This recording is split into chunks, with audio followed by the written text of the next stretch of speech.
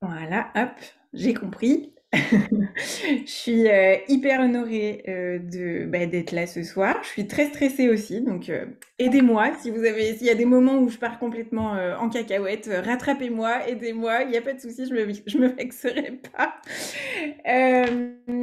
Donc, ce que je vais faire, c'est que je vais commencer par vous partager mon écran pour que vous puissiez avoir un petit support visuel. Ça peut aider. Est-ce que vous voyez bien tous la présentation là? Normalement, oui. C'est bon? Ok, super.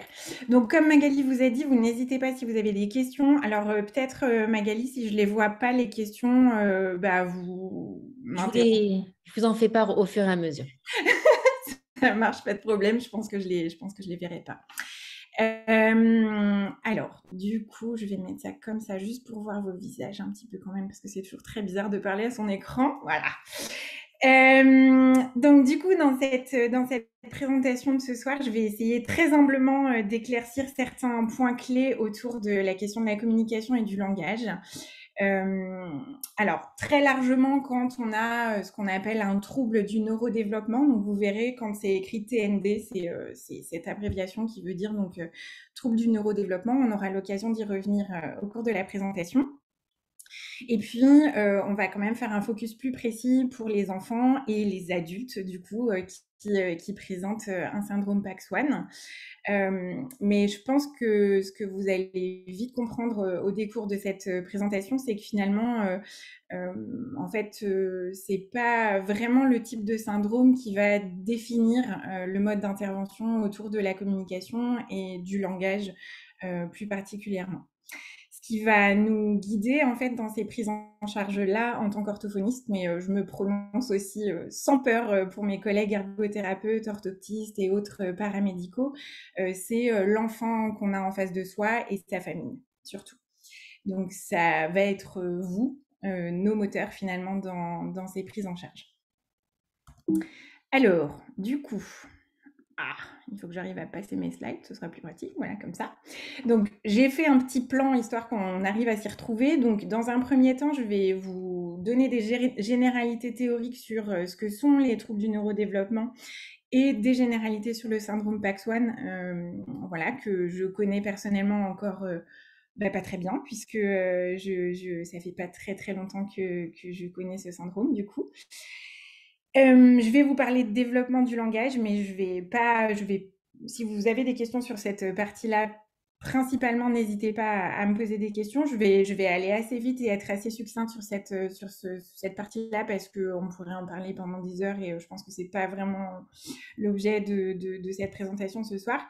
Et puis, bien sûr, je vais vous parler de l'intervention de l'orthophoniste, du coup. Et puis avant de vous raconter tout ça, je vais quand même vous raconter qui je suis d'abord. Donc, du coup, moi, je suis orthophoniste depuis 2008. J'ai fait mes études initiales à l'Institut des sciences et techniques de la réadaptation à la faculté de médecine de Lyon. J'ai commencé à exercer, j'ai toujours exercé la plupart du temps, on va dire la majorité de mon exercice, 90% de mon exercice a été en libéral, mais j'ai quand même eu des vacations et des salariats assez régulièrement, un petit peu tout le temps en fait finalement. C'était juste des tout petits temps dans la semaine de travail en salariat. Au début de ma carrière, j'ai beaucoup travaillé avec des personnes en neurologie adultes plutôt. Et puis ensuite, j'ai réorienté ma pratique au bout de quelques années, essentiellement en pédiatrie.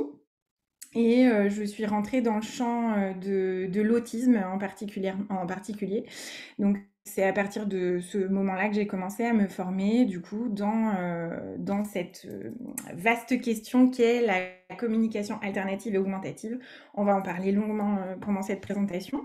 Donc, j'ai fait plein de formations continues supplémentaires qui se sont ajoutées en fait à ce diplôme de formation initiale. Et on va en reparler aussi de tous ces outils. Et voilà. Et puis j'essaye de continuer à me former régulièrement. Et puis au quotidien, j'essaye de faire de la prévention pour que les informations se diffusent correctement et que on essaye de pouvoir proposer les bonnes solutions, les bonnes thérapies aux parents qui sont en recherche souvent de réponses autour de toutes ces questions qui sont complexes. Voilà, avec toutes les problématiques que vous connaissez probablement tous, l'accès aux soins, trouver un thérapeute, quelqu'un qui connaisse la problématique à laquelle on fait face en tant que parent, etc. Voilà globalement ce que je peux vous raconter. Alors du coup, je vais commencer cette présentation en vous parlant du coup de ce que sont les troubles du neurodéveloppement. Pour développer cette partie-là, et c'est ce que je fais aussi dans ma pratique clinique de tous les jours, je me base sur le DSM-5. Le DSM-5, c'est un manuel qui est mis à jour très très régulièrement par un collège de chercheurs et de professionnels de la santé. Et donc dans ce DSM-5, en fait, on a accès en tant que professionnel de santé à des critères diagnostiques qui nous permettent de comprendre en fait dans quelle dynamique évolue l'enfant ou l'adulte ou l'adolescent qu'on a en face de soi. Et donc après, c'est au clinicien du coup d'envisager le diagnostic qui semble le plus adapté à la situation de la personne, du patient qu'il a en face de lui. Donc, très schématiquement, on pourrait dire on le dit d'ailleurs, qu'il y a environ 6 grandes catégories de troubles du neurodéveloppement. Donc, je vous ai fait 2 slides comme ça, donc je vais vous les développer assez rapidement pour que vous puissiez avoir une idée de ce que ça recouvre. Je pense que c'est important que ce soit quand même clair dans la tête de chacun parce que souvent on est un petit peu perdu au milieu de tous ces diagnostics. Et quand on parle particulièrement du syndrome PAX1, on peut avoir affaire à plusieurs éléments qu'on peut aller piocher dans plusieurs profils de TND. Donc, dans un premier temps, on parle de ce qu'on appelle les troubles cognitifs. Donc, dans les troubles cognitifs, on a plus schématiquement, plus familièrement, ce qu'on appelle le handicap intellectuel et les retards de développement. Donc, c'est tout ce qui va concerner le fonctionnement global de la cognition de l'enfant, finalement. C'est tout ce qui va lui permettre d'avoir un raisonnement sur le monde, etc. Ensuite, dans les troubles de la communication, on a ce qu'on appelait avant la dysphasie. Je pense que peut-être vous avez tous entendu parler de cette problématique-là. La dysphasie qu'on appelle désormais, alors c'est le problème, c'est que les termes changent sans arrêt et du coup, ça fait un joyeux bazar. Disons que la dysphasie, la dyspraxie verbale, le bégaiement, etc., toutes ces problématiques-là sont des problématiques qui entravent la communication de la personne qui présente cette problématique. Et donc, on a regroupé toutes ces problématiques-là sous le terme de troubles de la communication. Tout ce qui va venir entraver les échanges verbaux et non verbaux avec une personne, finalement. On a ensuite le TSA. Donc le TSA, c'est le trouble du spectre de l'autisme. Donc les personnes autistes sont des personnes qui présentent à la fois des troubles de la communication, mais aussi des particularités sensorielles et aussi des intérêts restreints. Donc c'est aussi un TND, au même titre que les 2 premiers que je viens de développer. Et puis, on en a donc 3 autres qui sont le TDAH, que probablement nombre d'entre vous ont déjà entendu, ont déjà rencontré peut-être dans leur quotidien chez des personnes que vous connaissez. Donc le TDAH, c'est le trouble de l'attention avec ou sans hyperactivité, je vais y arriver. Donc on peut être TDA sans H. Voilà, donc le trouble de l'attention qui peut gêner les apprentissages, qui peut gêner la vie quotidienne, la vie quotidienne des gens qui en souffrent. Ensuite, on a le TSAP, à ne pas confondre avec le TSA tout court. Le TSAP, c'est le trouble spécifique des apprentissages qui va en fait recouvrir tout ce qui va être la dyslexie, la dysorthographie, la dyscalculie. Donc ce trouble des apprentissages, c'est aussi un trouble du neurodéveloppement qui peut entraver l'autonomie de la personne qui présente ce TSAP, qui peut créer des problématiques dans sa vie quotidienne. Et puis, on a la dernière catégorie donc, qui concerne les troubles moteurs que vous connaissez peut-être aussi. Donc, dans cette catégorie, on a ce qu'on appelait avant la dyspraxie, qu'on appelle désormais le trouble de la coordination, je crois. Voilà. Donc, grosso modo, c'est ainsi que sont décrits les TND dans la littérature et dans le DSM-5. Et je pense que c'est important d'avoir une petite vue d'ensemble de ce que ça peut être. Ok, donc je vais du coup brosser un petit peu les particularités du syndrome PAX1. Donc, dans ce syndrome, comme dans d'autres syndromes génétiques, on a des similitudes et des symptômes communs avec les troubles du neurodéveloppement. Alors, ça semble assez variable d'une personne à l'autre.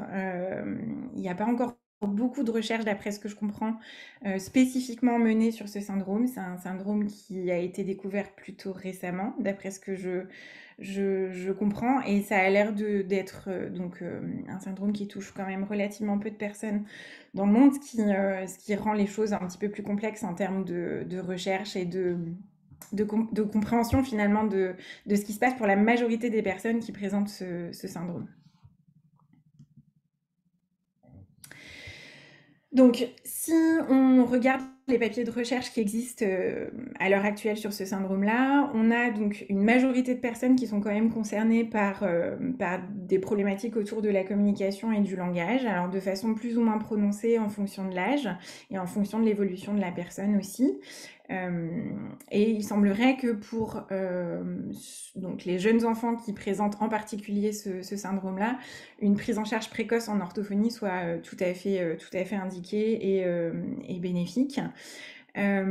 Si on essaye un petit peu de creuser sur les particularités langagières de ces personnes qui présentent un syndrome PAX1, on a visiblement une réduction plutôt significative du coup des potentialités d'expression, parfois de la compréhension, ce qui peut avoir un impact plus ou moins grand sur les habiletés communicationnelles des personnes au quotidien.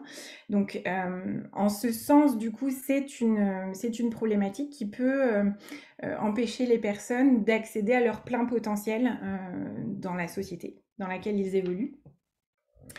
Et aussi au niveau de leur inclusion dans la société, et ça a un impact fort aussi sur le quotidien des familles. Donc l'accompagnement, il ne doit pas être seulement orthophonique, idéalement, il doit aussi être fait en ergothérapie, en psychomotricité si besoin, en orthopsie si besoin. Tout dépend du coup du profil spécifique de la personne. Voilà. Donc ce tableau-là, je l'ai trouvé dans un document que Magali m'avait fait suivre. Donc c'est le papier qui décrit en fait finalement et qui donne des éléments statistiques sur ce qu'on sait finalement de la population qui présente un syndrome PAX1. Donc ce qu'on voit, c'est que il y a des choses qui semblent récurrentes dans ce syndrome-là. Il y a des choses qui semblent revenir tout le temps en fonction des personnes qui le présentent. Mais il y a aussi des variabilités interindividuelles, et ça, c'est quelque chose de précieux de savoir ça, puisque ça permet de faire un focus plus précis quand on est professionnel de la santé sur la personne qu'on a en face de soi. Et c'est vraiment quelque chose d'important, ça, de ne pas juste se baser sur ce qu'on sait d'un syndrome. C'est très important de pouvoir aussi aller plus loin que ça et pouvoir véritablement se baser sur ce que présente la personne qui est en face de nous.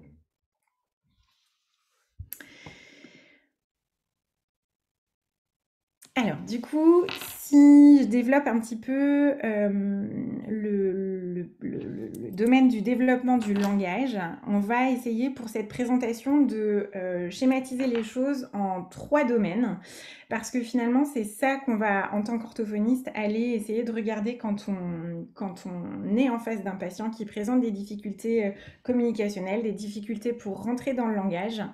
On va aller évaluer 3 domaines finalement.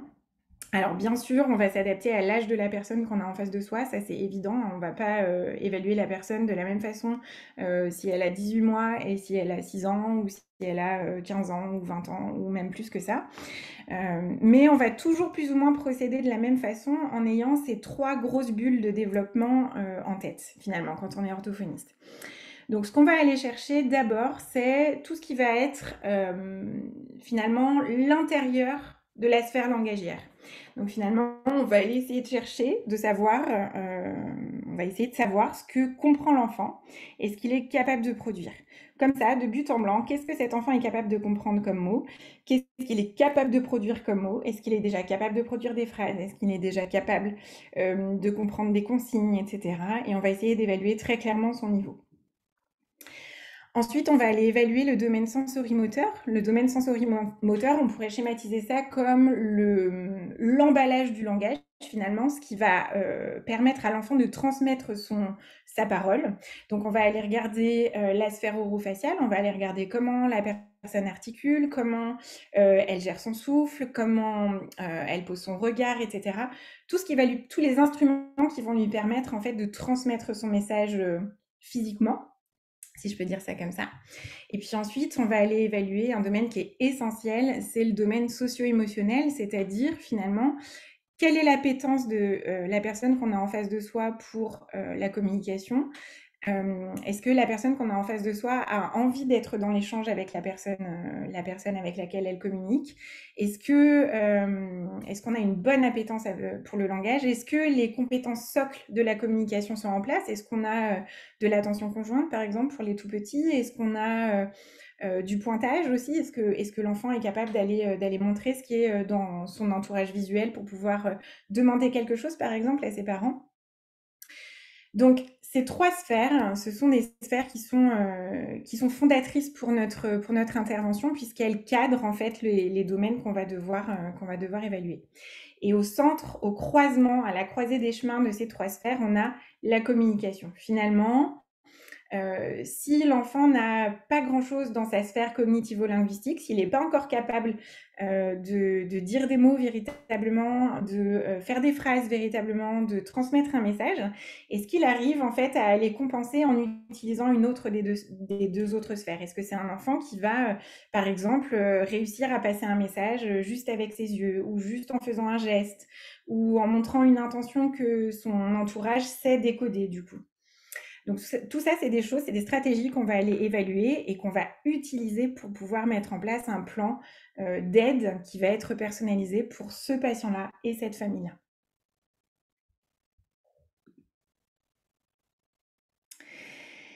Alors, l'intervention de l'orthophoniste, elle peut arriver à tous les âges de la vie. C'est jamais trop tard et c'est jamais trop tôt non plus pour pouvoir trouver de l'aide dans cette question du langage et de la communication. Donc, ne vous attardez pas si quelqu'un vous dit que votre enfant est trop jeune pour avoir de l'orthophonie. Cette phrase-là, elle est rarement vraie. Au pire des cas, si votre enfant n'a effectivement pas besoin de soins orthophoniques, eh bien, c'est un orthophoniste qui vous le dira et vous serez rassuré et du coup, vous saurez que tout va bien. Mais si vous avez la moindre question et si vous avez la moindre hésitation par rapport au développement du langage et de la communication de votre enfant, si vous rencontrez des obstacles au quotidien vis-à-vis de ça, c'est essentiel que quelqu'un puisse entendre ces questionnements-là et y répondre. Parfois, on se fait, en tant que parent, une image de ce que devrait être la communication et le langage de notre enfant. On ne sait pas exactement si on est dans le vrai ou pas, mais on sent qu'il y a quelque chose qui doit être discuté, en tout cas, qui doit être mis à plat. Et ça, c'est essentiel que vous puissiez trouver une oreille attentive qui va pouvoir vous guider et vous dire si oui ou non il y a besoin d'un accompagnement et quel type d'accompagnement est nécessaire du coup. Donc la rééducation orthophonique, elle va être là pour accompagner la communication avant tout. La communication, c'est vraiment autre chose que le langage. La communication, c'est la possibilité d'interagir avec le reste du monde indépendamment des compétences langagières par ailleurs. Ça ne veut pas dire que l'orthophoniste ne va pas travailler sur le langage, c'est pas ça. C'est d'abord d'avoir cet objectif fonctionnel-là en premier. Ce qu'on veut, c'est aider l'enfant à communiquer avec son entourage. C'est le premier objectif qu'on va se fixer, encore plus quand on est dans une problématique de troubles neurodéveloppementaux. Blooper. Il y a un petit micro qui a été rallumé. Donc, du coup, toute intervention orthophonique va démarrer par un bilan orthophonique parce que nul ne peut présager des compétences de la personne qui est en face de soi sans avoir procédé à un minimum de tests et d'évaluation et d'observation, etc. C'est essentiel que le travail se commence comme ça. Ensuite, on va avoir finalement conjointement deux aspects qui vont pouvoir comment dire, marcher de concert, on pourrait dire. La rééducation, donc vraiment spécifiquement avec l'enfant, et aussi l'accompagnement des parents. L'accompagnement des parents, des aidants, ça peut être les parents et la famille au sens plus large, si ça fait du sens pour cette famille-là. Alors, du coup, si je fais un petit point de focus sur l'évaluation orthophonique, donc le premier but, le but initial de l'évaluation orthophonique, donc du bilan orthophonique, ça va être de mettre en évidence les potentiels de l'enfant dans la communication et dans le langage. Donc, ce qu'on veut, c'est proposer des tests qui vont permettre de situer l'enfant par rapport à ses pairs et de dégager un profil de fonctionnement. Ce qu'on veut savoir, c'est ce qui ne fonctionne pas, parce que ça va être l'objet de notre rééducation, mais c'est aussi de savoir ce qui fonctionne. Ce qu'on veut, c'est pouvoir s'appuyer sur ce qui fonctionne, pour pouvoir utiliser ces éléments comme des pivots, pour pouvoir emmener l'enfant plus loin, pour pouvoir emmener sa famille plus loin que là où il en est. On va aussi évaluer les obstacles, c'est-à-dire que ce qu'on veut, c'est mettre en évidence par la discussion, par différents tests, finalement ce qui fonctionnellement ne marche pas dans la vie quotidienne de cet enfant et de ses parents sur le plan communicationnel et langagier. Et puis du coup, par extension, ce qu'on veut, c'est mettre en place, c'est finalement mettre sur pied des outils qui vont permettre aux parents et à l'enfant de sortir des ornières dans lesquelles ils sont au moment T. Et puis aussi à plus moyen terme et à plus long terme. Donc, quelle forme elle peut prendre, cette évaluation orthophonique? Elle peut prendre, finalement, généralement, elle a toujours plus ou moins la même forme, mais disons qu'elle ne se passe pas qu'en un seul temps. On va avoir d'abord, en fait, un entretien qui va être complet avec les parents. On peut avoir ensuite une ou deux ou plus séances avec l'enfant au cours desquelles l'orthophoniste va en fait interagir avec l'enfant au cours de jeux, au cours de phases de test un petit peu plus formelles. Dans ces phases de jeu, en fait, l'orthophoniste va évaluer le niveau de jeu de l'enfant et aussi les compétences communicationnelles de l'enfant. Est-ce que l'enfant est capable, comme je disais tout à l'heure, de montrer, d'apporter quelque chose à l'adulte, par exemple, pour lui montrer, de dire des choses, comment l'enfant va dire ces choses-là, et puis s'il ne sait pas dire, comment il s'y prend en fait pour se faire comprendre. Est-ce qu'il va essentiellement pleurer? Est-ce qu'il va se mettre en colère? Est-ce que ça va générer de la frustration, etc. Ce genre de choses-là. Donc, en fonction de cette observation, de l'âge de l'enfant et puis de la demande des parents aussi, on pourra compléter avec plus ou moins de tests formels qui vont permettre de situer l'enfant véritablement par rapport aux enfants de son âge. Alors, je fais un petit point là-dessus parce que ça me paraît très important d'en parler, mais c'est pas du tout l'objet de cette présentation, mais ça me tenait à cœur d'en parler quand même. Dans l'évaluation orthophonique des enfants avec TND, on évaluera aussi l'alimentation. C'est très important d'avoir ça en tête parce que, bon, pour parler, il faut avoir une bouche qui fonctionne, qui fait son job. Et ce job, en général, il est très impliqué aussi dans l'alimentation. Donc c'est important de pouvoir aussi accompagner cette problématique-là parce que manger, ça arrive quand même très très souvent dans la journée. Et quand ça pose problème aux parents, enfin quand ça pose problème à l'enfant, ça pose inévitablement problème aux parents. Et ça peut vite être quelque chose qui prend le dessus sur tout le reste dans la vie quotidienne des parents. Un enfant qui a de la peine à se nourrir, c'est quand même une sacrée charge sur le plan psychologique pour des parents. Donc c'est important de pouvoir aussi mentionner ça. De plus en plus d'orthophonistes sont formés à cette question de l'alimentation du tout petit. Donc c'est important de pouvoir le mentionner si vous voyez un orthophoniste, parlez-lui en fait, hein, des difficultés alimentaires de votre enfant. Il ou elle saura quoi faire. Bon, mais je ne vais pas m'étaler sur cette question-là. Donc, On a déjà revenons à... une petite question. Oui, Excusez-moi, allez-y, je vous allez-y. interromps. Sur le, en fait, en- en- quel est l'impact de la fatigue hein, sur le langage? Donc, à quel degré Alors, la fatigue impacte le langage? Alors, alors, alors, ça peut être à des degrés très divers. La fatigue, ça impacte très fortement la fluidité du langage, c'est-à-dire que chez quelqu'un qui est verbal oralisant, on va dire ça comme ça, je pourrais peut-être définir ces termes-là un petit peu plus tard. Chez quelqu'un qui est verbal oralisant, la fatigue peut vraiment jouer sur les compétences à trouver ses mots, la fluidité de la langue en fait, hein, tout simplement pouvoir enchaîner ses idées, avoir une parole fluide en fait, hein, la fatigue peut vraiment jouer là-dessus, très fortement. Merci. Mais de rien. Du coup, je continue sur cette histoire d'évaluation orthophonique. Donc, cette évaluation, elle va nous permettre de dégager un profil dans chacun des domaines, donc ces 3 domaines dont je vous ai déjà parlé tout à l'heure.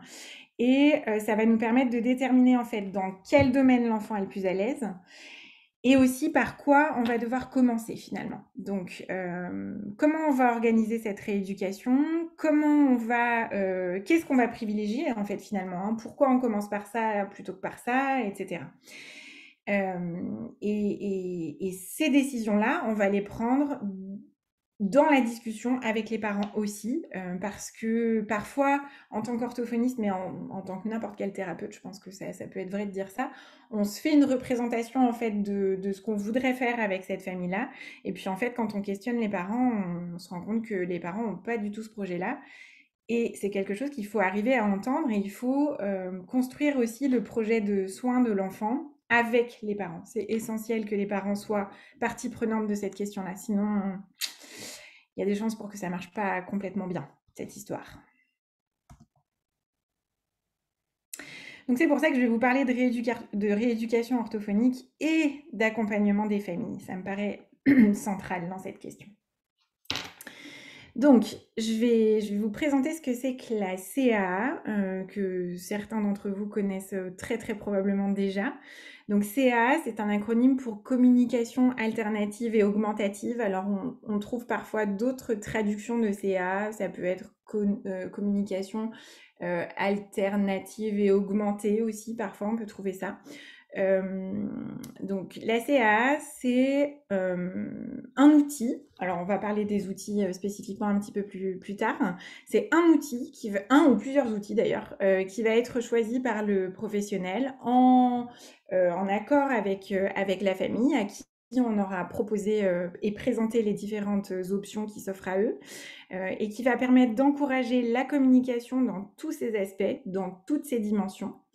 C'est un outil qui va permettre à l'enfant de communiquer, mais aussi d'améliorer ses chances de rentrer dans le langage oral.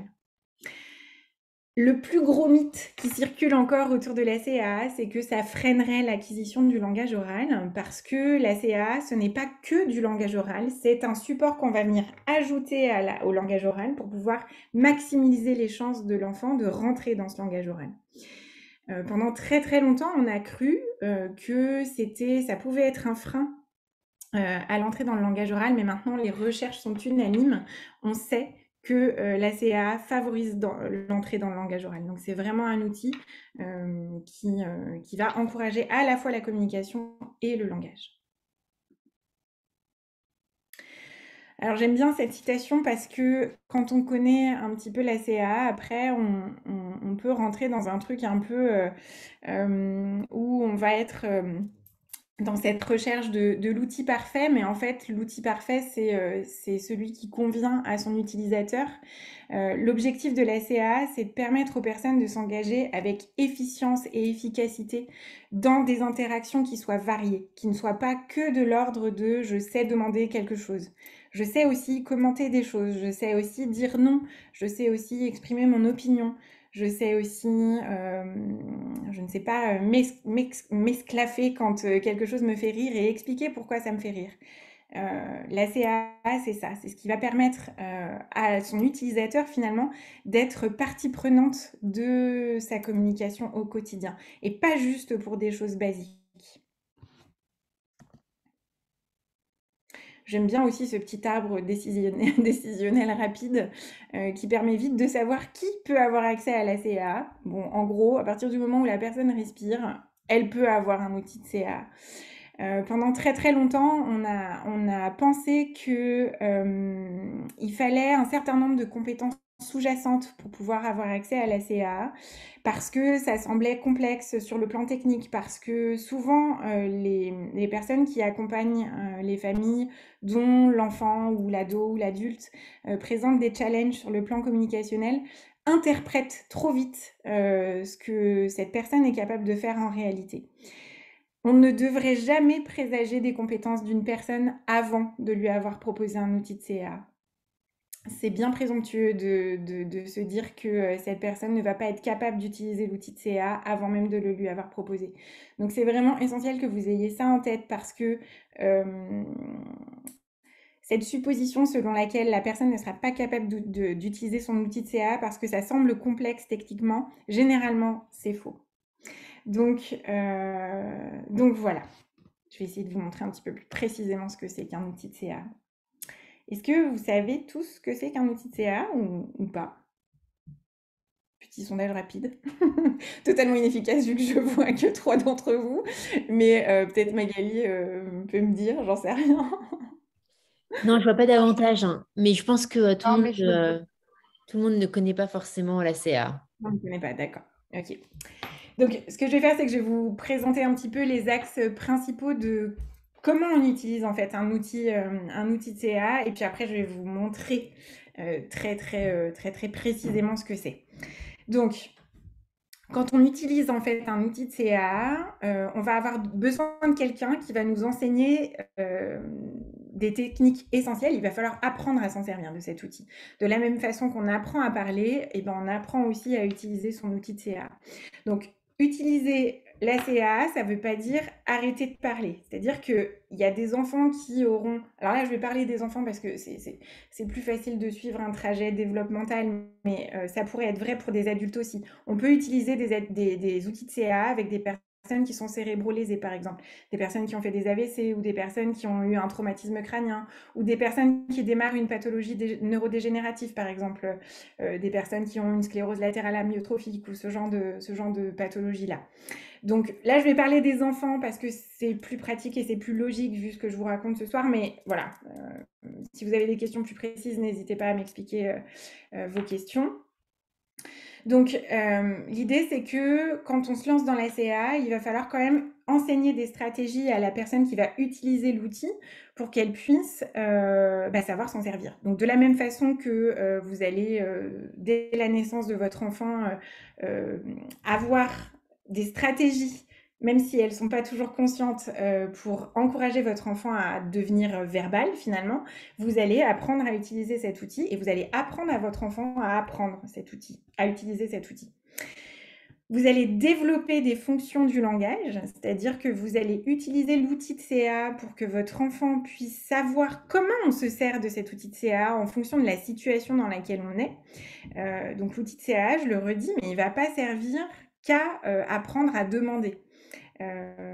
L'outil CA, il n'est pas juste là pour apprendre à l'enfant à dire j'ai soif ou j'ai envie de faire pipi ou ce genre de choses-là. Il est aussi là pour montrer à votre enfant toute la richesse du langage. Et donc, pour ce faire, vous allez passer par la modélisation. La modélisation, on va en parler un petit peu après. Donc, dans les différents outils que vous connaissez peut-être, il y en a très probablement certains que vous connaissez déjà dans cette liste qui n'est pas du tout exhaustive, hein. Il y en a plein d'autres et je ne les connais pas tous, loin de là. On a donc les signes associés à la parole. Donc, il y a le programme Makaton que probablement beaucoup d'entre vous connaissent déjà. Donc, le programme Makaton, c'est un programme de signes qui est dérivé en fait de la langue des signes française, de toutes les langues en fait de langue des signes, et de pictogrammes aussi. On a aussi une banque de pictogrammes avec le Makaton. On a les pictogrammes qui sont utilisés pour solliciter la fonction du langage de la demande. Donc, on a un outil très précis pour faire ça. Ça s'appelle le PEX. Très probablement que certains d'entre vous connaissent le PEX, qui découle en fait de la pédagogie... non, c'est pas ça. De l'ABA, de la... Je vais y arriver. Psychologie comportementale. Et puis, on a aussi les pictogrammes qui vont être organisés sous forme de TLA, donc des tableaux de langage assisté. Je vais vous montrer ce que c'est qu'un TLA après. Et les pictogrammes qui sont organisés dans un outil robuste de CAA, donc le POD, TD Snap, Proloco2Go, mais il y en a plein d'autres. Évidemment, je parle de cela puisque c'est ce que je connais. Ne nous mettons pas trop en difficulté quand même. Je vais vous présenter chacun de ces outils assez rapidement et puis après, peut-être vous aurez des questions plus précises. Donc, pour tout ce qui est signes associés à la parole, donc là, je vous parle du Makaton, mais ça pourrait être aussi simplement de la LSF, hein. Moi, je ne sais pas signer couramment, je suis juste formée au Makaton. Très humblement, je maîtrise peu de signes. Et ce que je maîtrise, c'est à peu près suffisant pour ce que je fais en rééducation, mais c'est absolument pas... je ne suis absolument pas bilingue en langue des signes, hein, pas du tout. C'est pas du tout la prétention du programme Makaton d'ailleurs. Alors, ce qui est chouette avec le Makaton et avec les signes en général, c'est que c'est un outil qu'on a toujours sur soi. Ça a le mérite d'être très pratique à utiliser parce qu'il n'y a pas d'outil qu'on doit emmener avec soi. Il est toujours là et en ça, c'est vraiment très très pratique pour certaines familles. C'est un outil qui va être pratique aussi parce qu'il va renforcer visuellement la communication orale. Donc, on va parler et en même temps, on va signer les mots-clés de notre phrase, ce qui va permettre à l'enfant de maximiser ses chances de bien comprendre ce qu'on lui dit et d'avoir un autre indice visuel sur les mots importants de la phrase. Donc, ça soutient du coup la compréhension de l'usager, mais aussi sa production, puisque avant de produire, il faut comprendre le langage. C'est toujours dans ce sens-là que ça se passe sur le plan développemental. D'abord, on comprend et ensuite, on produit. Le gros écueil du Makaton, c'est que si l'enfant se met à s'approprier les signes, etc., et qu'il se retrouve à signer, en fait... Alors, qu'est-ce que c'est que ça? Je regarde ce que nous montre Audrey.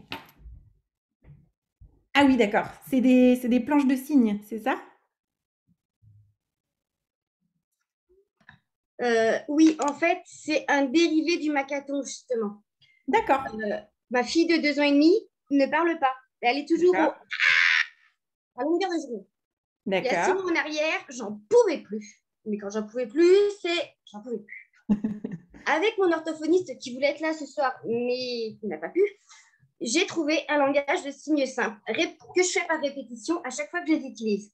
Donc, moi, là, je les ai ressorties pour justement le CAMS, mais elles sont découpées au format avec des petits anneaux. Quand j'ai besoin, donc, je le signe avec les mots, je le parle et je lui montre le signe en même temps. Ok, super. Et on fonctionne comme ça avec la crèche et avec tous les spécialistes. Son père a un petit peu du mal à l'apprentissage, mais c'est plus simple que le Makaton sur des premières phases, en fait. Ok, super. C'est très utile, mais pas encore assez... Et ça a un nom? C'est quoi? C'est signer avec son bébé. Signer avec son bébé, je vais noter. Et là, il y a tous les éléments pour signer sur des premières actions.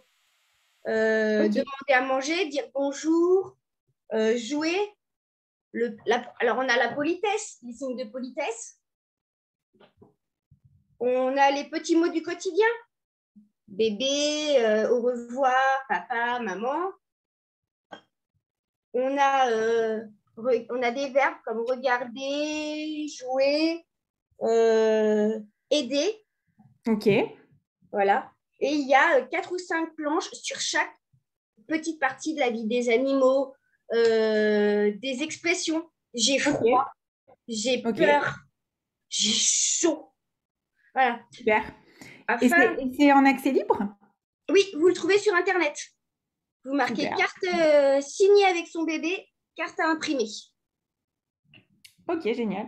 Parce que moi, C'est Justine bon. est une petite feignasse quand elle s'y met. Et quand elle n'a pas décidé de faire quoi que ce soit, c'est que des cris. Donc, entre les 2 heures de sommeil par nuit et les cris, mon cerveau, il est comme ça. J'avoue, ce moment, c'est pas terrible. Et vous parliez aussi des pictogrammes. Bon, là, je ne l'ai pas là parce que mon ortho a aussi embarqué mon livre. Je vais faire un livre avec le signe, donc celui Ok. qu'on apprend tous les jours, un dessin, par exemple d'une balle, d'un ballon, une photo et une miniature en tissu de la D'accord. représentation de l'objet. D'accord. Pour remettre dans des situations, on prend le livre. Le pot est associé au mot pipi, par exemple. D'ailleurs, j'ai eu une D'accord. urgence pipi parce que c'était compliqué tout à l'heure. Voilà, on a mis ça en place parce que Justine a un très, très fort retard du langage. Elle est même pas encore. Elle commence les monosyllabes. Ok.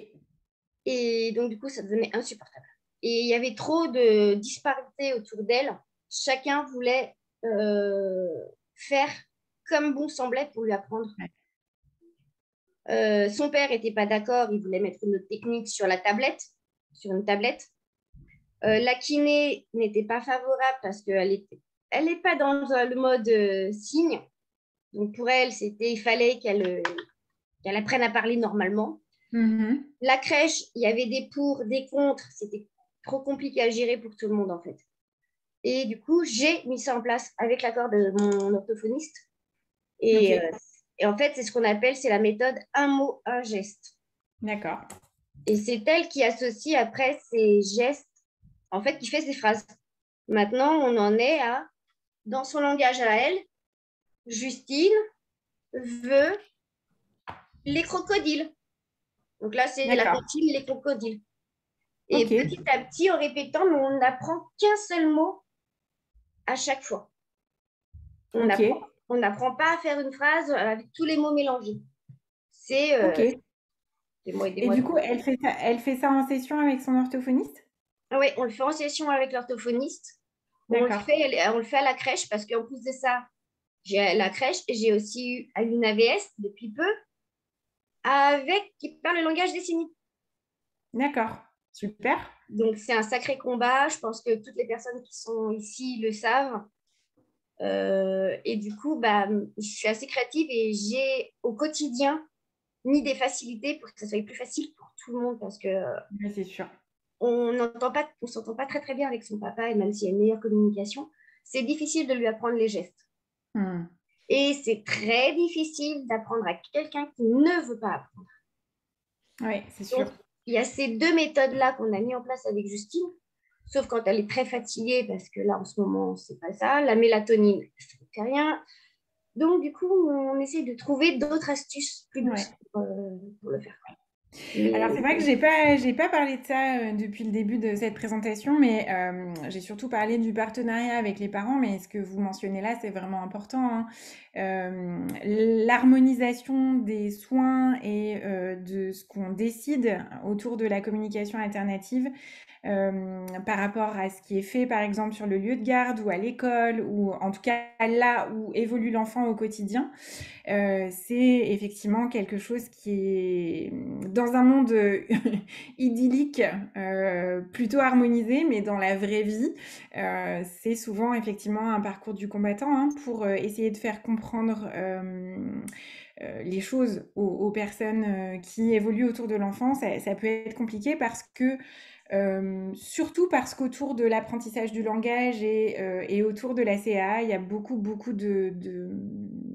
voilà, d'idées préconçues, hein, qui circulent. Alors, c'est normal, hein, sur tous les sujets, on peut avoir des idées un petit peu rapides ou toutes faites, ou Et c'est pour ça que ce genre de conférence, c'est chouette, c'est on diffuse d'autres infos et que voilà. Mais j'ai bien conscience, en tout cas, en tant que professionnelle de santé, que c'est un combat au quotidien hein, pour les parents de faire comprendre ça. C'est vrai que les pros de santé, au-delà des beaux discours, n'ont pas toujours le temps hein, de porter ces projets-là dans les crèches, dans les écoles, etc., auprès des AVS. Former un AVS, c'est un boulot à plein temps, quoi. Donc c'est vrai que je comprends que ce soit pas toujours facile. Pas toujours. Merci Audrey, en tout cas, pour ce partage Merci d'avoir d'expérience. écouté, oui. C'est gentil. Alors, donc du coup, on était donc sur les écueils de cette communication gestuelle, du coup, cette communication signée. Donc voilà, le principal écueil, c'est que si l'interlocuteur qui est en face de nous ne sait pas signer, ne comprend pas les signes, du coup, ça va rompre la communication avec l'enfant et c'est vrai que ça peut être problématique dans certaines situations.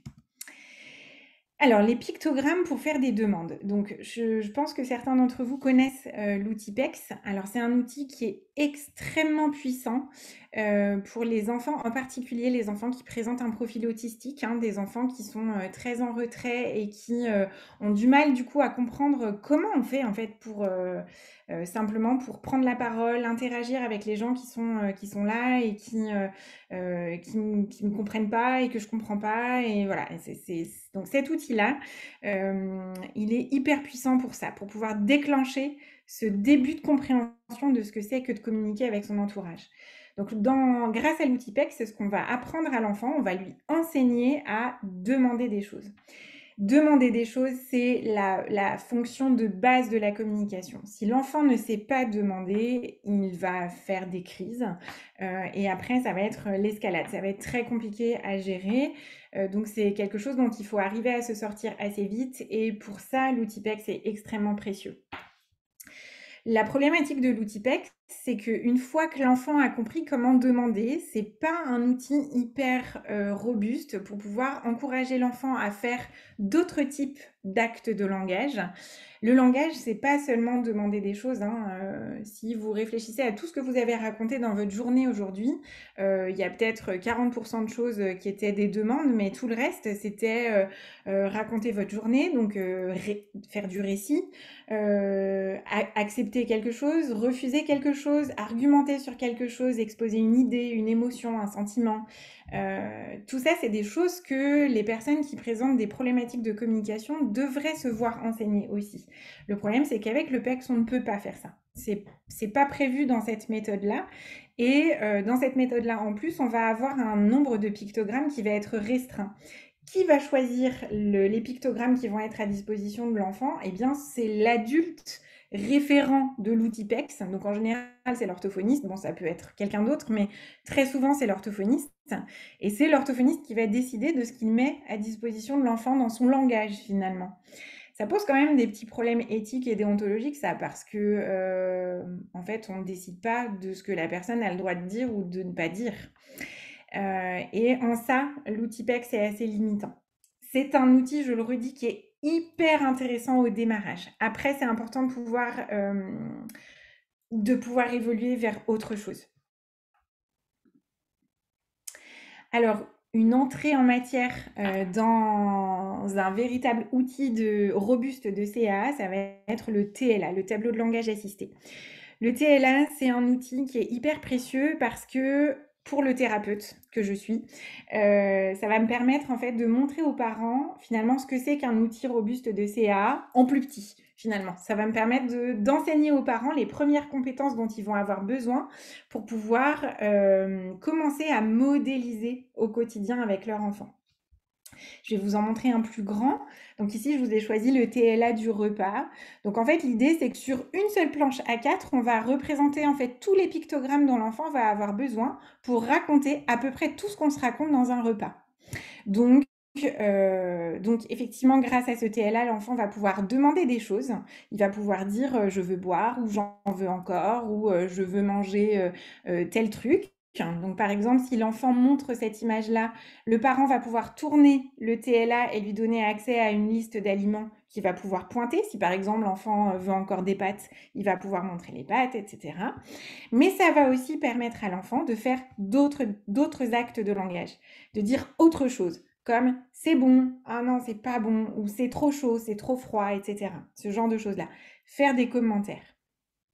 Donc, comment on va implémenter ces TLA au quotidien? Eh bien, en séance, en fait, on va montrer aux parents comment utiliser le TLA. Donc, moi, typiquement, je prépare un TLA sur un sujet qui motive l'enfant. Donc, si je reviens en arrière, par exemple, le TLA des bulles, c'est un TLA que j'utilise tout le temps parce que j'ai beaucoup de patients qui adorent faire des bulles en séance. Je vais vous montrer tout à l'heure une petite vidéo. Donc, je vais montrer aux parents, en fait, comment on s'en sert de ce TLA. Donc, les parents assistent à la séance, je joue avec l'enfant et j'utilise le TLA et le parent s'imprègne et ensuite va faire la même chose avec soit le même TLA s'il a envie de jouer aux bulles avec son enfant dans la semaine, si ça lui semble pertinent dans sa routine quotidienne, soit un autre TLA dont on va choisir ensemble le sujet. Je fabrique le TLA pour le parent, je lui donne et ensuite il l'utilise au quotidien jusqu'à la séance prochaine. Donc, le TLA, par exemple, du repas, ça, je viens de vous le raconter, donc je vais passer à la suite. Donc, du coup, modéliser, qu'est-ce que ça veut dire? Donc, modéliser, c'est cette capacité, en fait, qu'on va enseigner aux parents à donner des modèles verbaux, finalement, sous forme de pictogrammes à l'enfant. Donc, en fait, on va apprendre aux parents à utiliser le TLA, on va lui apprendre à parler normalement et à utiliser le TLA un petit peu comme on utiliserait les signes pour mettre en valeur, en fait, les mots-clés de la phrase. Ça va permettre à l'enfant d'avoir un accès multimodal à la communication et au langage, c'est-à-dire qu'il va entendre ce que le parent lui dit, puisque le parent continue à parler, il va voir le pictogramme. Le pictogramme sera toujours, les TLA seront toujours organisés de la même façon sur le plan visuel pour que ce soit prévisible sur le plan moteur. C'est-à-dire que les images seront toujours disposées plus ou moins de la même façon pour que l'enfant puisse savoir que ici c'est plutôt les verbes, ici c'est plutôt les noms. Et voilà. Mais bien sûr qu'on ne va pas dire à l'enfant, bah là tu vois, c'est les verbes, là c'est les noms. C'est pas comme ça qu'on va faire. On va l'utiliser au quotidien pour que l'enfant il puisse se faire des représentations statistiques. Il sait que quand je dis bulle, bulle, c'est toujours de ce côté-là, sur le TLA. Donc, à force, il va savoir pointer tout seul. Et il va savoir demander des bulles au bout d'un moment. Il va savoir aussi qu'au bout d'un moment, quand j'appuie là sur le TLA, là, c'est toujours le mot encore, par exemple. Le mot encore, c'est un mot qui est vachement pratique quand on a des difficultés de communication. Parce que ça permet d'avoir accès à plein de trucs, le mot encore. Alors du coup, pour illustrer ce que je viens de vous raconter, je vais vous montrer une séance, enfin une toute petite partie de séance avec Talia du coup et le TLA des bulles. Alors je ne sais pas pourquoi, mais ça s'est mis sous forme d'un espèce de 16/9, donc on a l'air complètement écrabouillé sur cette vidéo, mais bon, c'est pas grave, vous verrez quand même le principal. J'espère que ça va pas être trop mauvais. Je vais juste remettre, voilà. Attends, oups. Faire comme ça. Est-ce qu'on voit bien Talia là? Ça va, c'est visible? Comme ça. Ouais. Okay. Alors on fait quoi? Des bulles? Encore des bulles?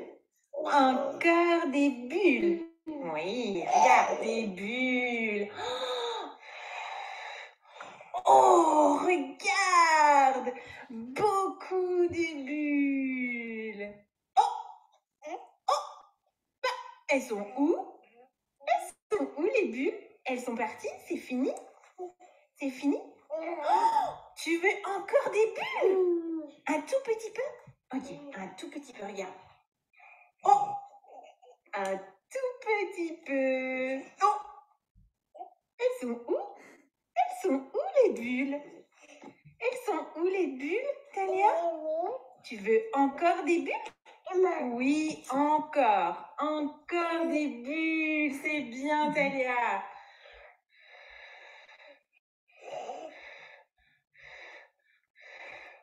Hop.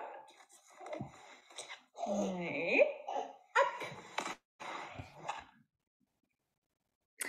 Voilà, donc sur ce petit extrait, vous voyez du coup comment on peut utiliser le TLA et ce que ça nous permet de raconter en fait avec l'enfant. Là, on n'est pas juste dans un enfant qui demande des bulles, hein, on est aussi sur une petite fille qui cherche les bulles. Elles sont où les bulles? Oh, bah elles sont parties les bulles. Je veux beaucoup de bulles ou je veux un petit peu de bulles. Ou j'ai éclaté les bulles aussi. Et puis, on peut aussi utiliser les signes. Je ne sais pas si on ne voit pas ce que je fais, mais elle, on la voit signer, hein. Ce signe-là, c'est le signe bulle. Donc, ça encourage aussi l'imitation et c'est quand même assez riche comme travail. Donc, c'est vraiment un outil que je vous encourage à questionner, en tout cas, parce que c'est un bon outil de démarrage pour rentrer dans la CA. Est-ce qu'il y a des questions par rapport à ça? J'ai l'impression qu'il y a des questions dans le chat. Alors. Oui, alors en effet, il y a une question. Merci pour ces informations. Les tableaux de TLA doivent se fabriquer ou se trouvent déjà prêts? Alors, donc je vous ai mis sur la dernière slide de la présentation, je vous ai mis des sites ressources. Sur certains d'entre eux, vous pourrez trouver des packs de départ de TLA qui ont été gracieusement mis à disposition des usagers. Il existe en fait sur Internet aussi des petits tutos en fait qui vont vous permettre de... D'ailleurs, en disant ça, je pense à 2 autres ressources que j'ai pas mises, mais je pourrais... Peut-être, Magali, je pourrais vous donner, peut-être, comment on pourrait faire? Mettre la dernière diapo peut-être en accès libre sur le site web de l'asso, Pas de euh, souci. pour avoir que tout le monde puisse trouver ces ressources-là, par exemple. Ça pourrait être intéressant, je pense. Il y a des sites que je mettrai à disposition, du coup, hein, je mettrai les adresses sur cette fiche ressources, sur laquelle vous pouvez trouver, en fait, sur lesquels vous pouvez trouver des pictogrammes en accès libre qui sont assez bien faits pour les enfants. Je pourrais vous donner des infos par rapport à ça. Mais il existe donc des TLA tout faits que vous pouvez tout à fait télécharger, qui vont vous permettre de démarrer. Donc, par exemple, le TLA du repas que je vous ai montré juste avant, il y a la référence là, mais je pense que c'est beaucoup trop petit, vous ne voyez pas. Je vous ai mis la référence du site web sur lequel je l'ai téléchargé. Sur ce site web, vous trouverez d'autres TLA qui sont vraiment très bien faits, qui sont faits par une spécialiste de la question. Donc, n'hésitez pas à télécharger ces ressources, elles sont hyper précieuses. C'est un gain de temps très, très, très, très appréciable. Fabriquer un TLA, c'est pas toujours très, très facile, hein. D'ailleurs, c'est un des écueils hein, qu'on pourrait opposer à cette question, hein, des planches de pictogrammes, etc. Tout ça, ça demande quand même du temps hein, aux parents et à l'orthophoniste, etc. Donc, c'est vrai que si on peut se simplifier la tâche, bon, c'est pas mal. Alors, on a une autre question. Est-ce que sur les TLA, on peut avoir les signes avec les images? Les signes de la LSF, du coup, ou du Oui, Macatan? oui, c'est ça. Alors, non. Sur un TLA, on a plutôt les pictogrammes, ce qui permet en fait de donner les aspects visuels vraiment du langage. Donc sur un TLA, un bon TLA, c'est un TLA sur lequel se trouve le pictogramme qui correspond au mot dont on veut parler et aussi le mot écrit. C'est important qu'il y ait le mot écrit parce qu'on sait, la recherche montre que la communication alternative et augmentative va soutenir en fait l'apparition du langage oral, mais aussi l'apparition du langage écrit, parce que l'enfant va être exposé très très régulièrement aux mots écrits en fait. Et on sait qu'il y a des enfants qui sont capables d'apprendre comme ça juste par imprégnation visuelle. Donc le signe, il faut le faire physiquement en fait, pour pouvoir soutenir encore plus en fait la communication. C'est pas obligatoire, hein, mais c'est possible de cumuler les deux, comme je le fais là dans la vidéo avec Talia. Alors, on a un autre point qui est soulevé. Mon fils ne s'intéresse pas aux images, donc il est très difficile de communiquer avec lui via les TLA. Ok. Et alors, ok, je comprends la question. Alors, alors, je ne sais pas quel âge a l'enfant du coup, et puis je ne connais pas l'enfant. Il a 5 ans. D'accord, il a 5 ans. Je vais faire du coup une réponse un petit peu générale et peut-être que ça va tomber à côté, mais il faudra préciser du coup si je tombe vraiment à côté. Alors parfois, on peut avoir des enfants qui semblent ne pas regarder, mais en fait, ils ne font que sembler ne pas regarder. En vrai, ils regardent, en fait. Il y a des enfants qui n'utilisent que leur vision périphérique et qui semblent ne pas du tout s'intéresser à ce qui se passe sous leurs yeux parce qu'ils ne regardent pas de façon classique. Mais pour autant, ce sont des enfants qui regardent quand même. La deuxième chose, donc je ne sais pas du tout si c'est pertinent pour l'enfant en question. La deuxième chose, c'est que si je prends imaginons quand le bébé naît et qu'on commence à lui parler, on a l'impression qu'il ne nous écoute pas et de toute façon il ne va pas nous répondre puisqu'il est tout petit, mais ce que je veux faire comme analogie, c'est que c'est pas pour autant qu'on arrête du coup d'utiliser la communication. Donc c'est important en fait de persister, et parfois il faut persister très longtemps avant que ça décolle. Ça peut prendre des mois, voire des années avant que ça fonctionne. Le truc c'est que si on arrête de le faire, on ne saura jamais si l'enfant aurait pu se saisir finalement de cet outil-là et garder en tête cette histoire de la vision périphérique et de cet apparent désintérêt de ce support-là. Parfois, on a des enfants qui, effectivement, ne comprennent pas tout à fait ce qui est en train de se passer. C'est des enfants qui n'utilisent pas du tout l'outil. Il y a quelques mois en arrière, c'était le cas de Talia. C'était une petite fille qui ne pointait pas du tout sur son TLA, qui regardait un petit peu, mais qui n'était pas encore dedans. Et là maintenant, elle est capable de le faire et du coup, ça mérite vraiment de s'attarder sur cette question. Le plus on va modéliser au quotidien avec l'enfant, le plus on met de chances qu'il puisse augmenter sa compréhension et ensuite ses chances de pouvoir produire des choses, que ce soit à l'oral et ou juste en pointant ou en signant. Alors, on a également une personne qui demande ou qui dit que elle est surprise en fait que les TLA de POD soient en accès libre. Alors, il se trouve que ces TLA sont en accès libre sur le site web de la seule formatrice POD de France, Mathilde Sucmela. Donc c'est elle qui met ces TLA à disposition. On peut les télécharger tout à fait librement sur son site web, c'est accessible à tous. C'est une formatrice qui a à cœur en fait de beaucoup transmettre autour de la CAA. Si vous avez l'occasion d'aller vous former avec elle, je ne peux que vous y encourager. J'ai moi-même été formée par elle à la question du POD. Donc ces TLA, ils ne sont pas spécifiquement issus du POD, ce sont juste des TLA thématiques qui ressemblent beaucoup au POD parce qu'ils utilisent la même banque de pictogrammes qui est la banque de picto PCS. Donc voilà, je ne sais pas si je réponds bien à la question là. Si. Ok. Parfait. D'autres questions?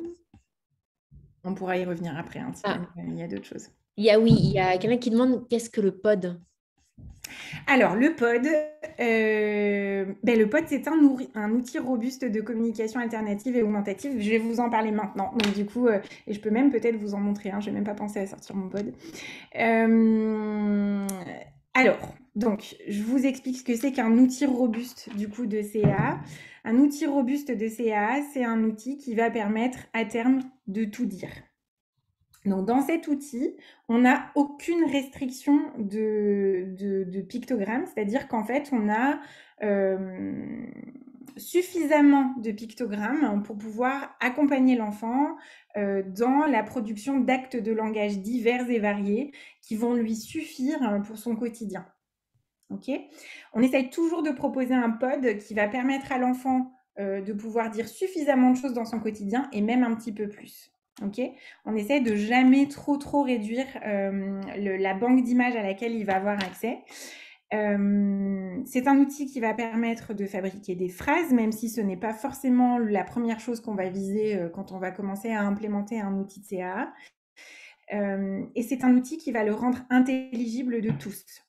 Donc, on a la possibilité avec un outil robuste. bébé. C'est bon. Pardon, c'est bon. Non, il n'y a pas de problème. Je pense que c'était une erreur. C'est un outil qui va permettre en fait à la personne de communiquer avec n'importe qui, même avec quelqu'un qui n'est pas familier de l'outil de CAA. À la différence des signes, c'est un outil qui va, à moins que la personne soit linguistiquement étrangère, qu'elle ne parle pas la langue de la personne, l'utilisateur pourra toujours se faire comprendre de la personne qui est en face d'elle. Donc en ça, c'est un outil qui est très très intéressant. Donc on a des outils très sympas. Alors attendez, je vais remettre ça voilà, à 0 comme ça. Hop. Donc l'outil de CA, c'est un outil qui va permettre à l'enfant de se repérer visuellement dans l'espace page. C'est un outil qui peut se présenter de différentes façons, donc soit sur papier, donc ça peut être du coup un pod papier, même si le pod maintenant va arriver en version high-tech, donc ou sur dispositif électronique, donc sur tablette ou essentiellement sur tablette du coup, ou sur appareil dédié. Il y a aussi des appareils qui sont dédiés à la CA spécifiquement. Et donc, je vais vous montrer cette petite vidéo, vous allez voir comment ça marche. Vous allez voir, ça ressemble beaucoup en fait à un TLA, puisque là en fait on ne voit pas la personne naviguer dans son outil. Malheureusement, je n'avais que cette vidéo-là à vous montrer. Cet outil-là qui est utilisé sur la vidéo, c'est l'outil TD Snap. Je reprends le piano. C'est fini? Tu veux quoi? Tu veux le piano? Tu l'allumes? Voilà. Ça, c'est une vidéo super courte. C'est la seule que j'ai dans mon grand répertoire, malheureusement, de patients que j'ai suivis avec cet outil-là. Donc, dans cette session-là, on était en train de travailler avec cette petite fille. Donc, c'était une enfant, en fait, qui avait un profil autistique sévère. C'est une enfant, en fait, qui était auparavant, en fait, sur un PEX. Donc, c'était un outil qui lui avait permis, en fait, de comprendre comment communiquer avec son entourage pour ses besoins primaires. Donc, demander à manger, demander à boire, aller aux toilettes, etc. Et là, on était gentiment en train de glisser donc sur le TD Snap pour l'aider, en fait, à enrichir ses possibilités langagières et pouvoir commencer à dire d'autres choses que juste je veux tel truc ou tel truc.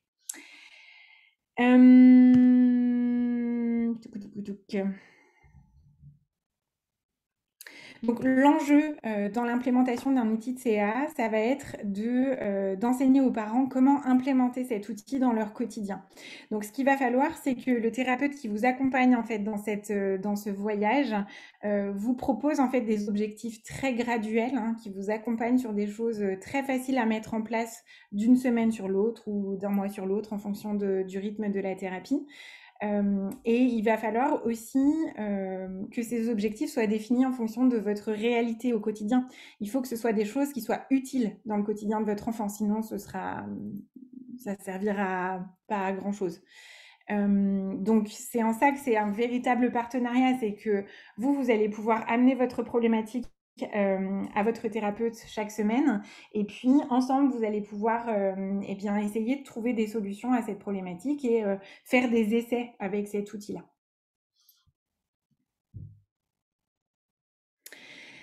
Alors j'arrive presque à la fin de cette présentation. Je pense que le plus important dans tout ça, c'est que vous soyez accompagné par un professionnel qui puisse vous soutenir et tenir compte de la réalité de votre vie quotidienne.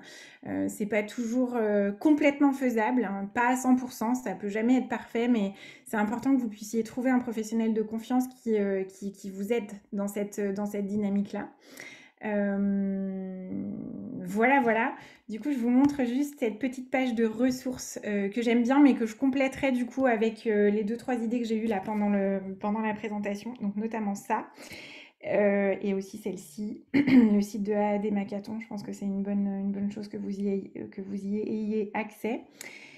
Et puis voilà, merci de votre attention. Et si vous avez des questions, j'y répondrai avec grand plaisir.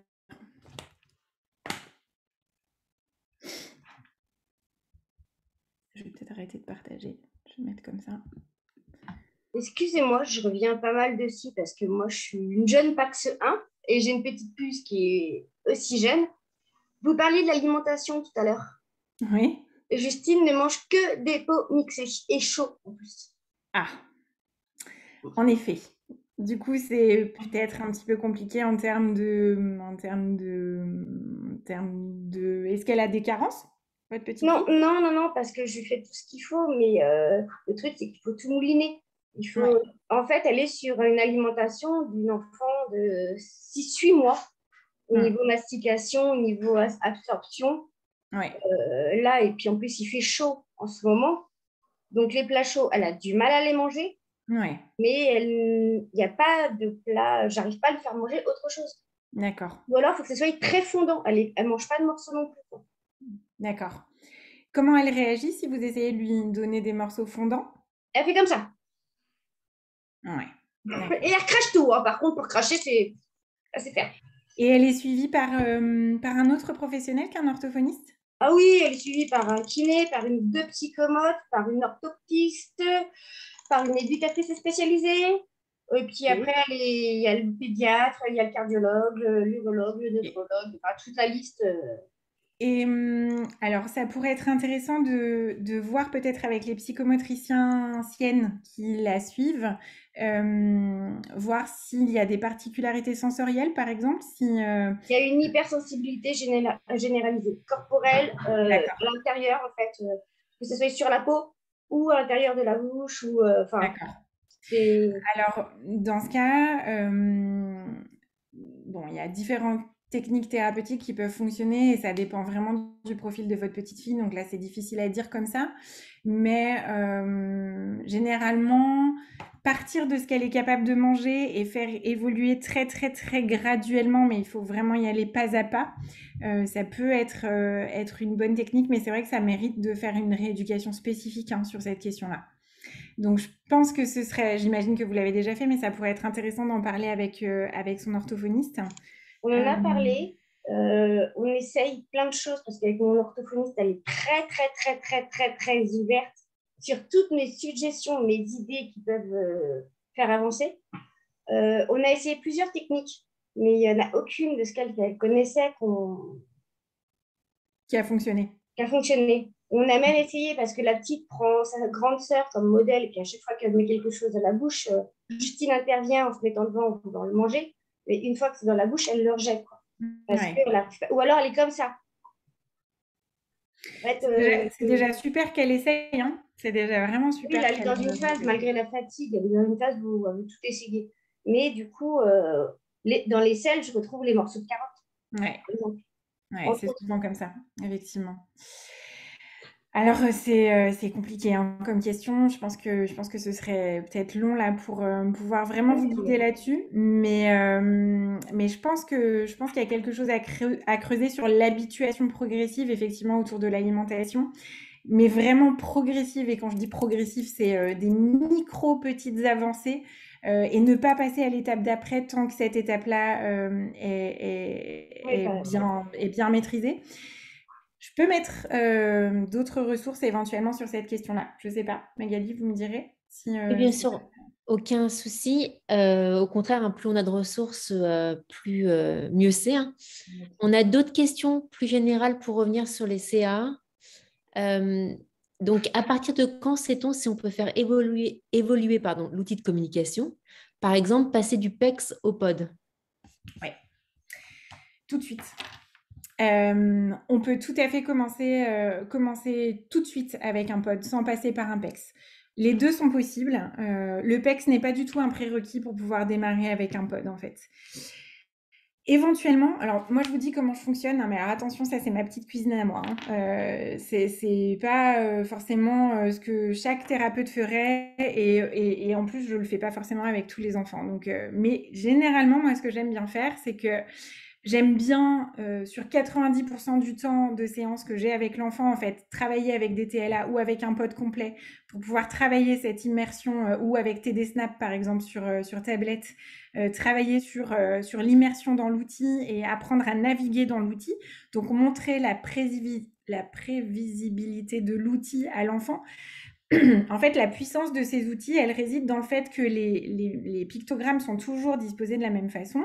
Donc, si on expose l'enfant régulièrement à l'outil, par répétition statistique, il va savoir que tel mot va être là, tel mot va être là, tel mot va être là, sans forcément avoir vraiment véritablement discriminé le fait que ça, c'est le pictogramme de la bulle, ça, c'est le pictogramme du bonbon, par exemple, ou autre. Donc, quand ce sont des enfants qui n'ont vraiment pas du tout compris le principe de la demande, tout à l'heure, je vous disais que la fonction de communication quand même pivot qui va permettre de faire basculer l'enfant vraiment dans la communication, c'est de lui faire comprendre comment demander les choses. Alors dans ce cas-là, je peux utiliser un petit peu le PEX en séance pour lui montrer que en échangeant une image, il va pouvoir obtenir un objet. Ça peut aider certains enfants à comprendre qu'en fait, en montrant sur l'outil de communication, il peut obtenir un objet. Mais c'est pas une fin en soi, cette histoire de PEX, parce qu'il y a d'autres choses en fait à enseigner sur le plan du langage. Et avec un outil robuste de CA, on peut tout enseigner. On peut lire une histoire en utilisant un outil de CA, on peut faire un jeu en utilisant un outil de CA, on peut faire tout ce qu'on veut avec cet outil. Donc, ça ne veut pas dire qu'il faut, tout faire très vite, c'est pas ça. C'est juste que implémenter cet outil très tôt dans la vie de l'enfant, ça permet de prendre très tôt en fait des bons repères, des bonnes habitudes en fait d'utilisation de l'outil. Et le plus souvent l'outil va être utilisé dans la vie quotidienne de l'enfant, le plus il aura de chance de pouvoir s'en saisir plus tard. Alors, une autre question. Pour un enfant qui fréquente une école, pour un enfant qui fréquente une école ordinaire, donc classique, c'est handicapant pour communiquer avec les autres enfants ou même avec les gens à l'extérieur. Il faut toujours avoir sur lui des images. Ouais. Oui, alors effectivement, ça fait partie des écueils qu'on a autour de la CAA. C'est vrai que l'outil de CAA, il faut y penser, il faut qu'il soit chargé, il faut qu'il fonctionne, il faut que l'enfant soit un minimum autonome en fonction de la situation dans laquelle il évolue, ça c'est sûr. C'est sûr. C'est effectivement pas parfait, bien sûr. C'est pas toujours super simple. Je suis bien d'accord de ça. Alors moi, j'avais une question plus, enfin voilà, une fois que l'enfant, alors déjà une première chose, je reviens sur ce que vous avez dit. Vous avez parlé d'enfants verbalisants, oralisants, et vous aviez dit que vous alliez définir. C'est vrai. Alors, souvent on dit cet enfant-là, il est non-verbal. Pour parler d'un enfant, par exemple, qui justement ne serait pas oralisant, mais qui saurait se faire comprendre d'une autre façon, que ce soit en désignant des images ou en faisant des gestes. Et quand je dis faire des gestes, c'est pas seulement les gestes du Makaton ou de la LSF qu'on lui aura enseigné, c'est simplement des gestes du quotidien qui lui permettent de se faire comprendre. Donc un enfant qui serait dans ce profil-là, c'est un enfant qui est verbal en réalité.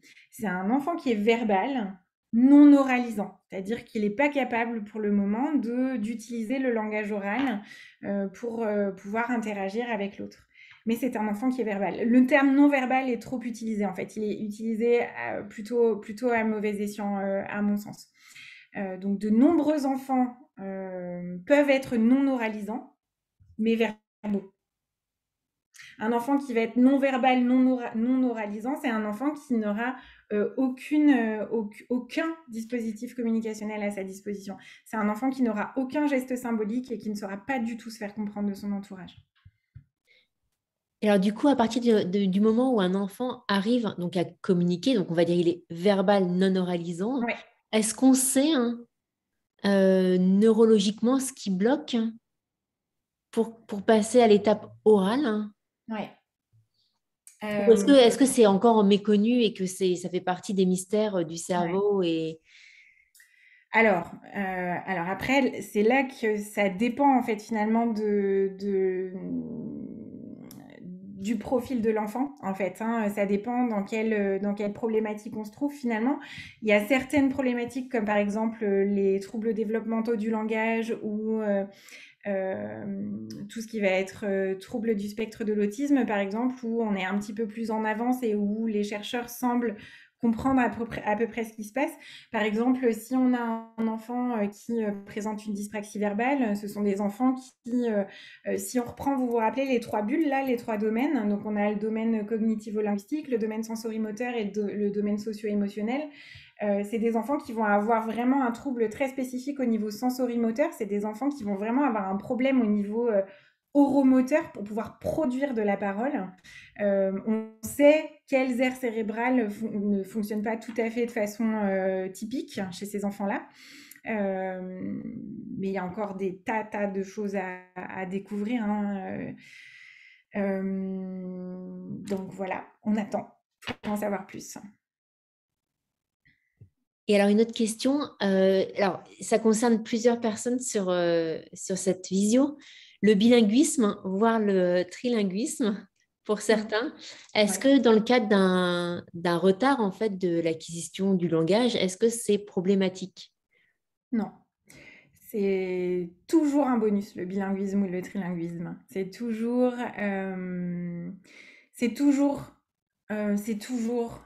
un truc chouette, le bilinguisme ou le trilinguisme.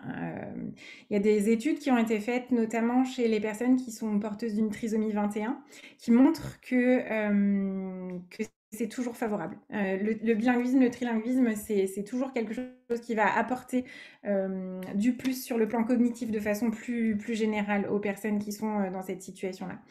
Donc, si vous êtes dans cette situation-là, continuez ce que vous faites. C'est le bon truc. Merci. Donc, je vois Delphine que nos questions se sont croisées en fait. Et alors, une autre question. Donc, lorsqu'un enfant se met donc avec un trouble de l'acquisition du langage, se met à devenir oralisant, est-ce qu'on doit reprendre en permanence le défaut de prononciation ou est-ce que ou est-ce qu'il y a un risque en fait de le dégoûter, de lui faire perdre confiance Oui, je comprends cette question. Alors, ce qui semble, alors moi, ce que je vois au cabinet et ce qui semble être plutôt décrit comme étant favorable dans la littérature, c'est d'adopter, alors je parle en tant que parent là, hein, pas en tant que thérapeute, d'adopter une attitude d'interlocuteur, on pourrait dire plutôt actif, hein, c'est-à-dire que en fait quand on sait ce que notre enfant veut nous dire mais qu'il l'a mal dit au regard de la norme de comment devrait être transmis ce message, l'idée c'est de dire ah d'accord, tu me parles, je sais pas, je dis n'importe quoi, hein, du chapeau bleu du monsieur par exemple, ah oui c'est vrai, il a un beau chapeau ce monsieur, il est bleu, c'est un joli bleu, j'aime beaucoup ce bleu, etc. L'idée ça va être en fait de prendre les mots de l'enfant, de les mettre dans sa propre bouche pour les reformuler, pour que l'enfant en fait ait une opportunité supplémentaire. Je suis fatiguée là, supplémentaire d'entendre le modèle verbal en fait et de pouvoir se l'approprier. C'est par la répétition fréquente du langage que l'enfant s'approprie le langage en fait. Hein. Donc plus il va entendre les modèles, plus il va être en mesure de les intégrer correctement et plus il aura de chance de les dire correctement plus tard. Donc ce qu'il faut c'est éviter en fait de dire à l'enfant oh, bah non là c'était pas bien dit, attends viens on va répéter ensemble. On peut faire ça, c'est pas grave de faire ça. Mais disons que dans la majorité des cas, il faudrait plutôt rester sur le contenu du message plutôt que sur la forme du message. Ça ne veut pas dire qu'il ne faut pas reformuler. Hein. Vous êtes en fait un reformulateur actif, le parent. S'il vous plaît. Oui. Oui. Pour nous, ce qui concerne Léa, puisque Léa a 25 ans, oui. Donc on a la petite expérience, c'est vrai que oui. Quand elle avait des difficultés à prononcer, et encore aujourd'hui, oui. on la reprend, mais oui. C'est vrai qu'on la reprend, mais pas tout le temps. On essaie de reprendre, mais on n'essaie pas. Quelquefois, dans notre entourage, ils disent, mais non, ils essaient de donner un petit coup de main. Et donc, ils essaient de dire, bah, non, faut faire comme ça. Non, tu as mal prononcé. Et quelquefois, on fait comprendre, non, faut laisser. Il y a des moments pour reprendre et il y a des moments pour pas reprendre. Mais c'est vrai qu'après, il y a un blocage sinon. Et c'est vrai qu'il faut répéter, mais bien articuler. Et une petite question, Léa parle beaucoup. Comme on peut dire, elle parle beaucoup avec le nez, du nez. Est-ce que vous avez une explication à cela ou... Oui, alors c'est très probablement dû à une petite faiblesse du voile du palais. Donc le voile du palais, en fait, c'est la partie, en fait, si vous balayez votre langue avec votre palais, vous allez sentir une partie dure, enfin la grosse partie du palais, c'est la partie dure en fait, et puis tout au fond, vous savez, au-dessus de la luette, cette espèce de truc qui pend au fond de votre bouche, c'est la partie molle du palais, c'est ce qu'on appelle le voile du palais, et c'est ce voile du palais en fait qui va se lever ou se baisser en fonction, qui va venir boucher le nez en fait, ou laisser passer l'air dans le nez, à l'arrière de la bouche. Donc parfois, quand on a, alors en particulier dans le syndrome PAX1, on a une légère hypotonie qui est globale hein, sur la totalité du corps. On l'a aussi sur le plan orofacial, alors c'est à nuancer hein, en fonction du profil de chacun, mais on peut avoir une faiblesse un peu plus prononcée au niveau du voile du palais, ce qui donne cet aspect un petit peu nasalisé à la parole. Donc, il y a des choses qu'on peut travailler sur le plan vraiment spécifique du voile du palais pour améliorer l'intelligibilité des personnes. Oui, on l'a déjà fait, mais bon, là, Léa Ouais. ne suit plus de cours d'orthophonie, Ouais. puisque bon, l'orthophoniste ne savait plus sur quel angle travailler. Ouais. Donc, malheureusement, et donc voilà. Mais oui, c'est vrai qu'à quelquefois, il n'y aurait pas ce petit défaut, on arriverait mieux à comprendre. Ouais. Ouais. Ça peut gêner hein, vraiment l'intelligibilité. C'est vrai qu'une déperdition nasale, quand l'air sort tout le temps par le nez, c'est vrai que ça peut vraiment entraver l'intelligibilité souvent. La fatigue, tout à l'heure, on a parlé de la fatigue, ça peut jouer aussi hein, sur cette question du tonus du voile du palais aussi. Ok, merci. Mais je vous en prie. Alors, on a Émilie qui nous dit qu'elle a mis en place un classeur de photos pour aider son fils à dire ce qu'il voulait. Ouais. Là, nous sommes en train de passer aux pictos 1000 mots qui sont aussi utilisés à l'IME. Son orthophoniste pratique avec lui la méthode Talk Tools. Ah, oui. Que vous connaissez. Oui, je connais bien TalkTools. Alors, je peux présenter vite fait la méthode TalkTools si vous voulez. Donc, la méthode TalkTools, c'est une méthode qui est intéressante, en particulier pour la déperdition nasale dont vous parliez tout à l'heure.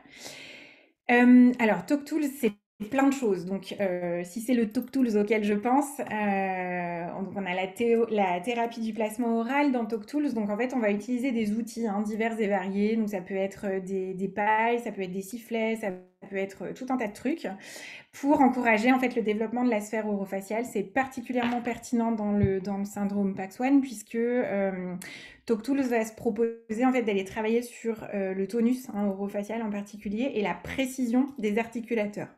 Donc en fait, on va aller travailler sur chacun des organes de l'articulation et de la mastication. Ouais, c'est ça, je vois les messages. Pardon, je descends, il apprend à siffler dans différents sifflets, apprend à boire à la paille. Voilà, c'est ça, exactement.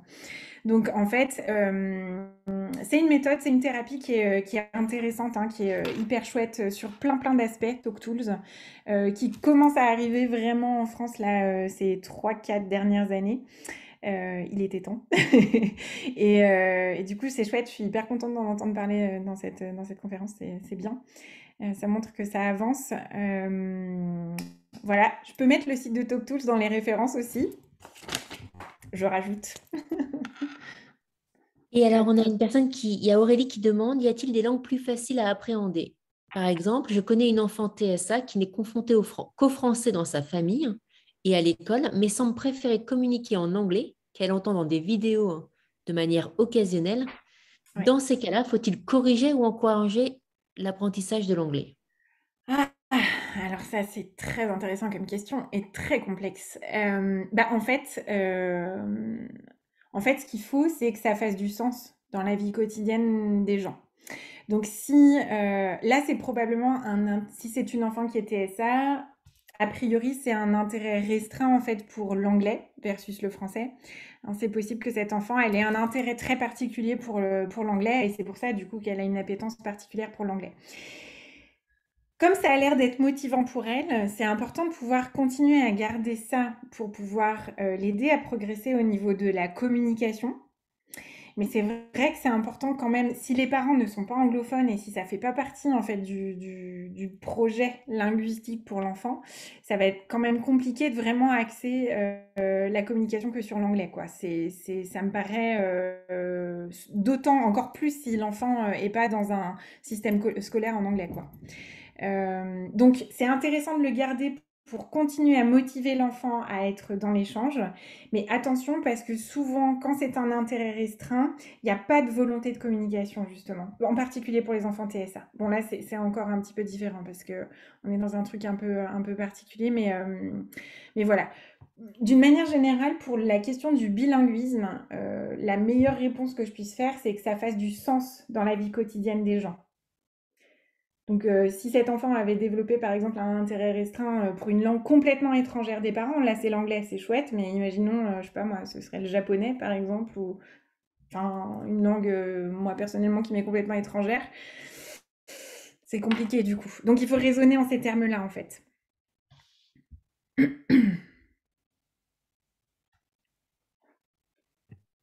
Est-ce qu'il y a d'autres questions?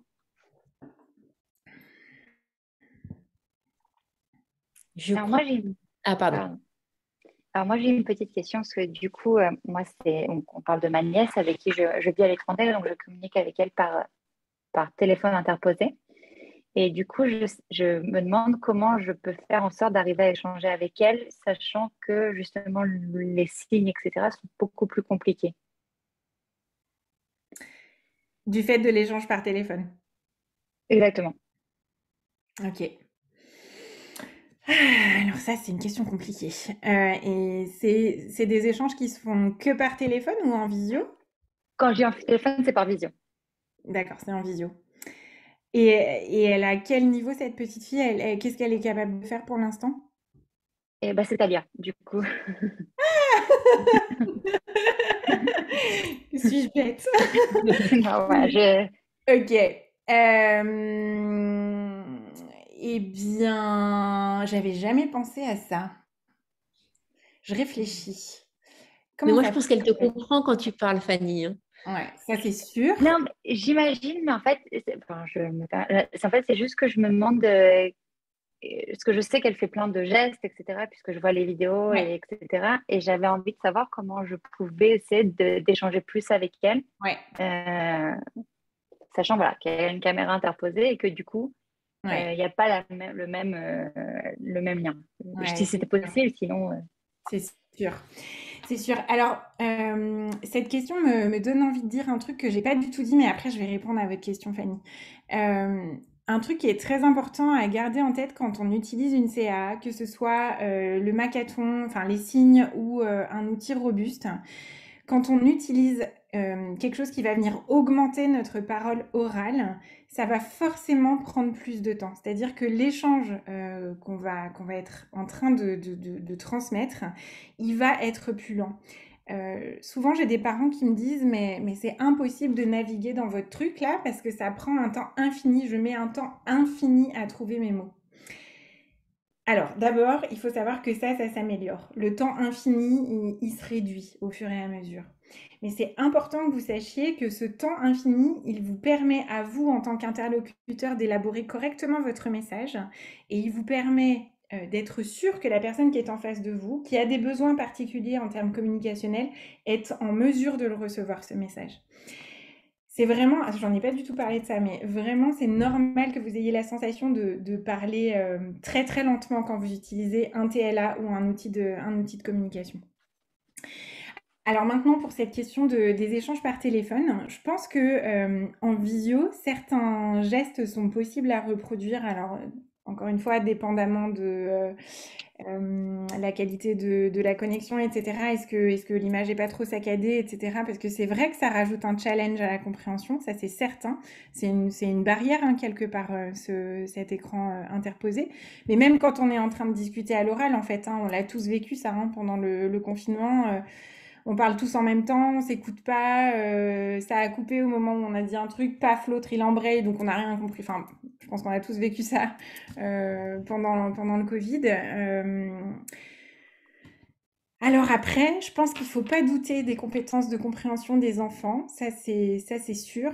Et puis, ça peut être intéressant aussi de pouvoir utiliser des pictos hein, dans ces échanges-là. Donc pourquoi pas un TLA pour appuyer. Il existe des TLA généraux, par exemple, que je peux éventuellement vous montrer si vous voulez. Je vais vous montrer un TLA général qui va permettre en fait juste d'orienter la communication, la conversation sur aucun thème en particulier, mais surtout en général. Je vais vous montrer un TLA global, juste pour que vous puissiez voir ce que c'est. Je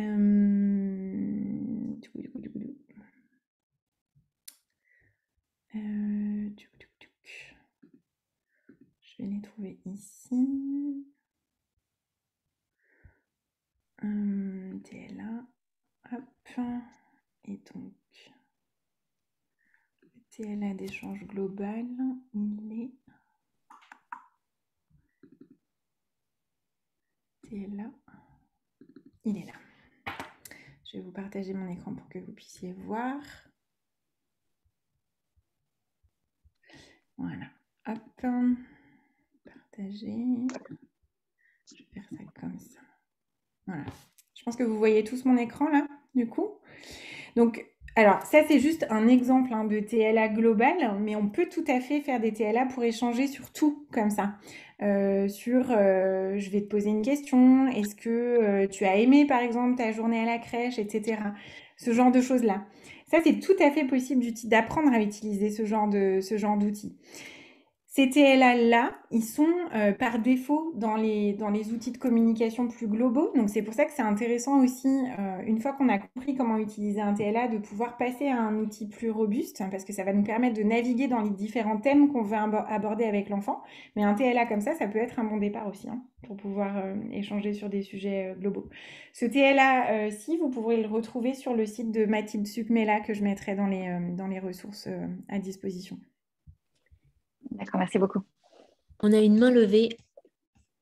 Oui, bonsoir, merci. J'ai une petite question pour un enfant qui parle relativement bien. Est-ce que le TLA, ça peut avoir un intérêt, notamment quand je sais pas, l'enfant est un peu en crise ou il est, voilà, il est un peu énervé et il crie beaucoup et on a du mal à le canaliser. Est-ce que ça peut avoir un intérêt? Oui, ça peut, absolument, ouais, tout à fait. C'est vrai que toute la question de l'expression des émotions, la compréhension des émotions, ce qu'on vit aussi, hein, soit à l'intérieur de soi, essayer de pouvoir apprendre en fait à exprimer ça, ça peut être hyper intéressant avec les enfants qui ont déjà accès à des concepts à l'oral. Ça peut tout à fait être intéressant de mettre en place des TLA ciblés sur les émotions. Absolument, oui, tout à fait. Et alors, merci beaucoup. On a 2 questions dans le chat. Donc, Émilie qui dit que Tom a 6 ans et il dit quelques mots. Et depuis une semaine, il en dit d'autres. Est-il possible qu'en continuant à le stimuler, il puisse avoir un lexique beaucoup plus varié au fil des années ou risque-t-il d'être toujours restreint par la maladie PAX1 où le langage est problématique? Alors, juste si je peux parler, juste par rapport aux expériences, hein, au retour d'expérience qu'on a sur le groupe Facebook international avec pas mal de familles PAX One. Émilie, il y a des enfants qui parlent très tard hein, et qui développent un langage développé même tardivement en fait. Donc, moi, je ne suis pas surprise, voilà. Mais je ne suis pas orthophoniste. Mais ça, c'est quelque chose qu'on voit aussi hein, dans d'autres troubles du neurodéveloppement. On a des enfants qui peuvent se mettre à parler à 8 ans et finalement se retrouver avec un niveau de langage tout à fait correct. Hein. Si je peux me permettre. Oui, bien sûr. Pour Léa, c'est vrai qu'on avait l'impression que son niveau de langage n'était pas développé. Et pourtant, à 25 ans, quelquefois, on se dit, ben mince, ça se développe encore. Et la compréhension, ses réactions se développent encore. Et quelquefois, elle a des réflexions. Et l'autre jour, c'était sur quoi qu'elle nous a posé une question? Ah oui, on regardait la télé et elle me fait, c'est quoi la démocratie? Et on se disait, mais c'est pas possible qu'elle arrive à se poser cette question-là. Et donc, bon, après, nous, on lui explique, bien sûr, avec des mots très simples, mais c'est vrai qu'on s'est rendu compte qu'il y a toujours de l'évolution. Et ça, c'est important que tout le monde le sache. Et c'est vrai que même à 25 ans, on a encore bien des surprises. Et l'employé qui travaille dans l'association avec elle, Blandine, elle nous fait rire parce que sa chambre est juste à côté, elle nous parle. Et donc, elle nous disait, moi avec Léa, je parle naturellement et j'arrive à avoir des conversations d'adultes et ça se développe. Alors, bien sûr, il y a toujours des problèmes de compréhension et d'élocution, mais il y a quand même cette évolution ouais, permanente de son langage et de ses réflexions aussi. Donc voilà. Alors, une seconde, Delphine, il y a d'autres, on a encore d'autres questions. Donc, toujours sur Tom. Tom a tendance à stocker des morceaux dans sa joue. Ouais. Son ortho me conseillait de prendre une brosse Z-Vibe pour aller les déloger. Avez-vous d'autres solutions pour éviter le stockage des aliments? Oui, alors, oui, on peut utiliser d'autres solutions. Souvent, les enfants qui stockent, c'est des enfants qui sont hyporéactifs dans la bouche, c'est-à-dire qu'en fait, ils sentent pas hein, il y a des choses qui sont logées là. Ou alors, c'est des enfants qui ont besoin d'en mettre beaucoup dans leur bouche justement pour avoir une réponse sensorielle et donc un geste moteur pour pouvoir mastiquer et ensuite déglutir. Ça dépend vraiment du profil de votre petit garçon. Le Z-Vibe, c'est intéressant parce que ça peut venir réveiller un petit peu les... Une brosse Z-Vibe, c'est une sorte de petit vibrateur, hein, une sorte de... J'en ai un, mais je ne l'ai pas là tout de suite. C'est un petit, une sorte de crayon, si vous voulez, sur lequel on peut mettre un embout particulier. Ça peut être une forme de cuillère, une petite brosse à picot, par exemple. Et puis, en fait, en tournant l'embout qui se trouve au bout, ça fait une vibration, en fait. Un petit peu comme une brosse à dents électrique, un peu. D'ailleurs, vous pouvez tout à fait faire ça avec une brosse à dents électrique, hein, ça marche aussi. Et voilà, donc l'idée en fait avec les enfants qui sont plutôt hyporéactifs comme ça dans la bouche, c'est qu'on va essayer d'aller créer des réponses sensorielles un petit peu plus rapides. Donc il y a plein de techniques qui existent hein, sur le plan thérapeutique pour pouvoir aider les enfants là-dessus. Peut-être je mettrais aussi dans les ressources, du coup, on a parlé de Talk Tools hein, qui donnent voilà, des solutions un petit peu autour de ces questions-là. Mais il y a aussi la SOS Feeding Therapy, qui est une thérapie vraiment ciblée sur l'alimentation et qui marche bien aussi pour les enfants qui ont des particularités sensorielles. Tout ça, je le mettrai dans les ressources. On a également Aurélie qui demande si l'enfant semble avoir une appétence prononcée pour la communication orale, est-ce pertinent de lui proposer quand même un CAA ou vaut-il mieux utiliser les signes pour appuyer la communication? Alors, encore plus quand l'enfant a de l'appétence pour la communication, il faut y aller à fond sur la CA parce que souvent c'est une super porte d'entrée dans le langage oral, j'entends.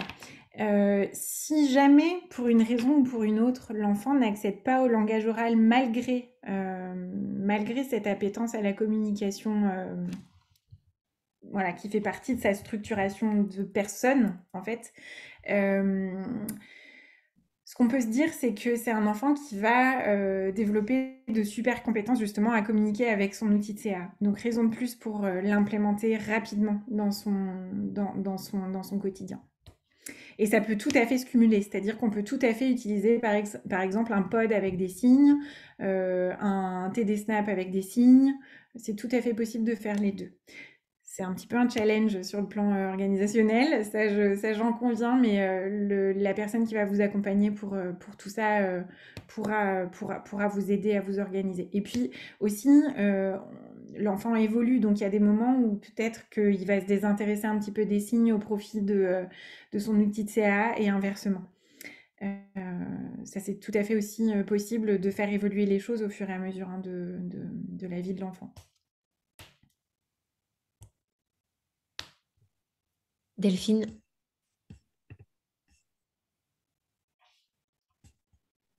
Voilà, j'ai activé mon micro. En fait, c'est un peu pour rebondir sur ce qu'écrit Aurélie.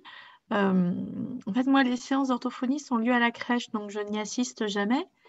Et je sais qu'avec Éléonore, on n'utilise ni CAA, ni image. J'avais eu une formation pour les signes. Elle a absolument jamais accroché. Ouais.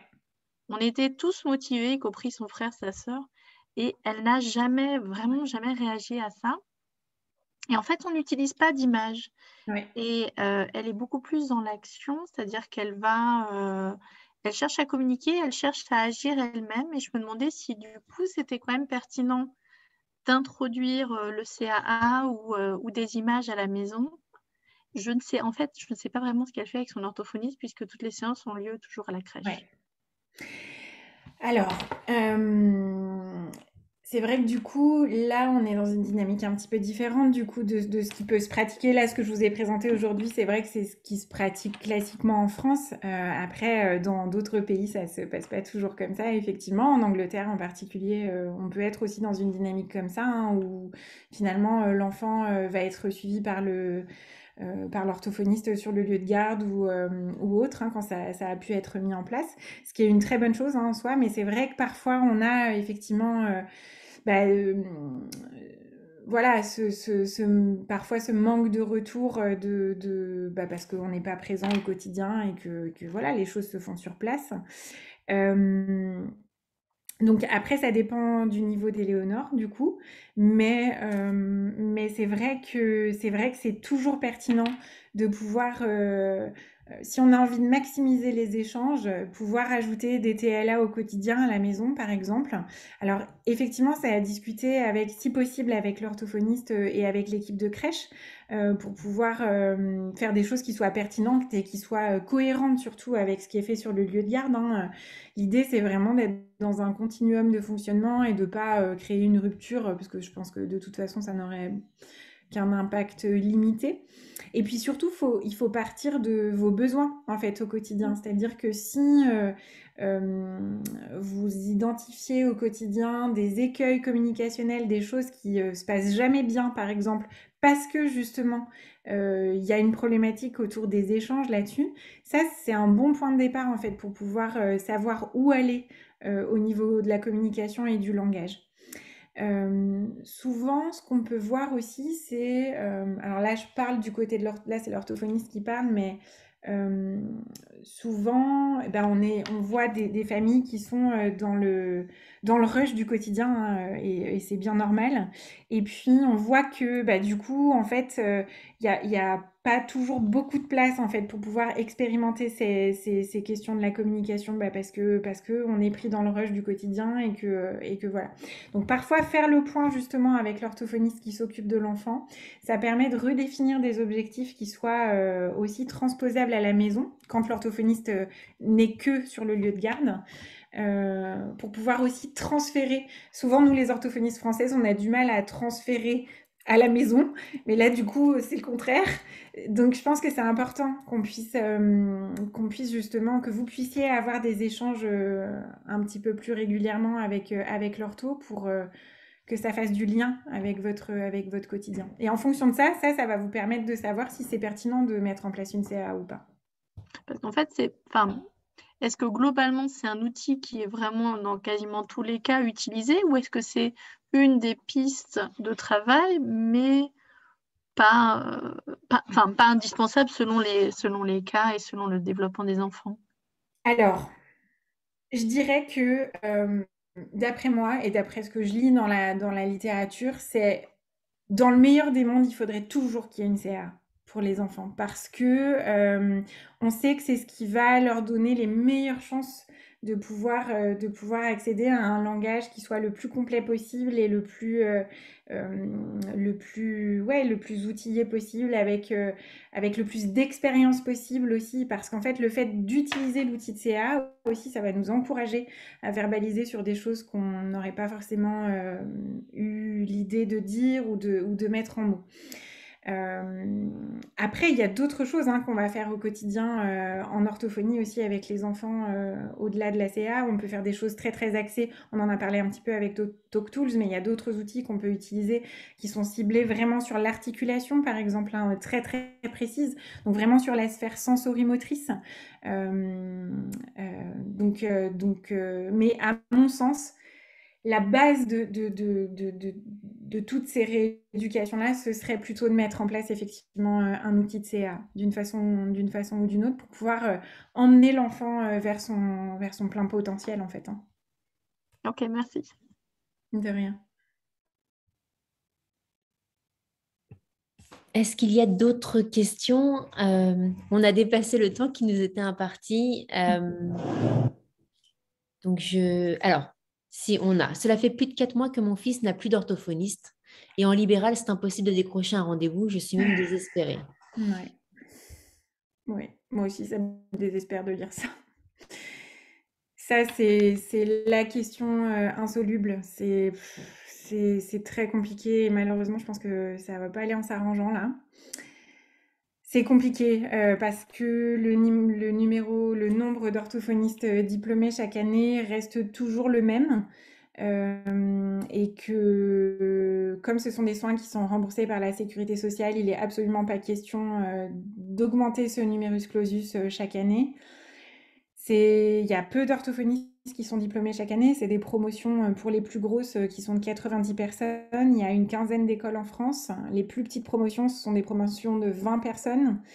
Donc, il n'y a clairement pas du tout assez de professionnels. Et puis, il y a une répartition sur le territoire qui est très inégale. Donc, c'est très compliqué en termes d'accès aux soins. Alors, moi, quand j'ai quitté la France, je sais qu'étaient en train de naître les PCO, c'est les plateformes, je ne sais quoi, coordination... De coopération et d'orientation. Merci. Je ne sais pas du coup comment ça fonctionne, ça, mais je sais que c'était censé aider les personnes dans l'orientation et dans le parcours de soins. Je ne sais pas si ça fonctionne vraiment bien partout dans tous les départements. Malheureusement, effectivement, il y a vraiment de grosses inégalités. Alors, dépendamment de l'âge de votre enfant, je ne sais pas quel âge il a votre enfant. Il a 5 ans et il est en région parisienne.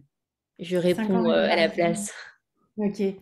Alors à 5 ans, c'est trop tard, je pense, pour faire appel à un CAMS, puisque les CAMS s'arrêtent à 6 ans. Il faut essayer de voir avec un CESAD, du coup, le CESAD du secteur. Et je précise en plus qu'il est vu en CAMS, c'est que c'est l'orthophoniste du CAMS qui est parti et du coup, il n'y a plus d'orthophoniste dans le CAMS. Misère. Ok. Alors, il faut voir du coup avec l'équipe du CAMS, mais j'imagine que vous l'avez déjà fait. Je vais vous dire un truc que vous avez déjà fait. Je vois ça tout de suite venir. Je pense que vous avez dû appeler toutes les orthophonistes autour de chez vous. Il faut essayer de voir si votre enfant pourrait pas être repris par un autre service, donc un CESAD en particulier. J'ai pas d'autres réponses à vous faire malheureusement. Ouais, c'est si compliqué. Si compliqué et si injuste. On va essayer de trouver une solution pour ce petit garçon. En tout cas, merci beaucoup Anna, merci à tous. Je ne sais pas s'il y a des questions. Ah, s'il y a une question. C'est Delphine qui dit que c'est important de faire remonter en fait cette situation-là aux députés. Effectivement, je ne peux qu'encourager ça. Écrivez aux ARS aussi de votre secteur, à l'agence régionale de santé. Faites remonter ces problématiques, c'est très important. C'est les utilisateurs qui feront bouger les choses. Vraiment, faites-le si vous en avez la possibilité, faites-le.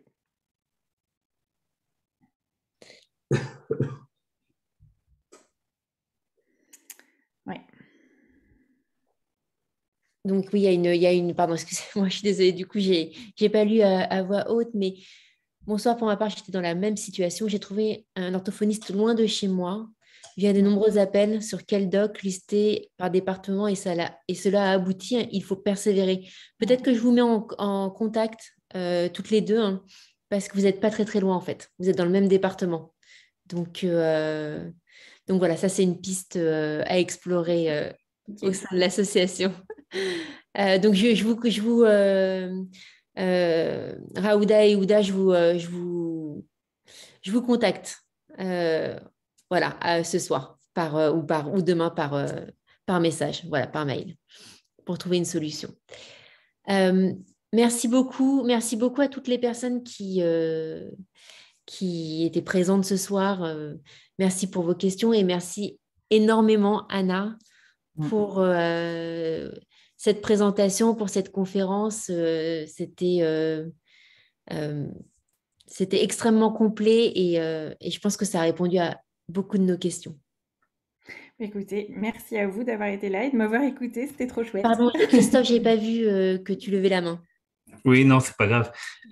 Simplement, une chose qu'il faut savoir, c'est que quand il n'y a pas de prise en charge dans l'établissement où l'enfant se situe, la prise en charge extérieure, alors je ne sais pas si tout le monde est au courant, mais la prise en charge extérieure doit être prise en charge par l'établissement, n'est pas en charge aux frais des parents. Très important de le dire, ça, parce que ça cause beaucoup de problèmes. Très, très important de le dire, en effet. Voilà, et merci Anna. Merci beaucoup. Merci Magali. Merci à vous et merci à tout le monde pour cette soirée. À bientôt. À bientôt et bonne soirée. À bientôt. Au revoir. Bonne soirée. Au revoir.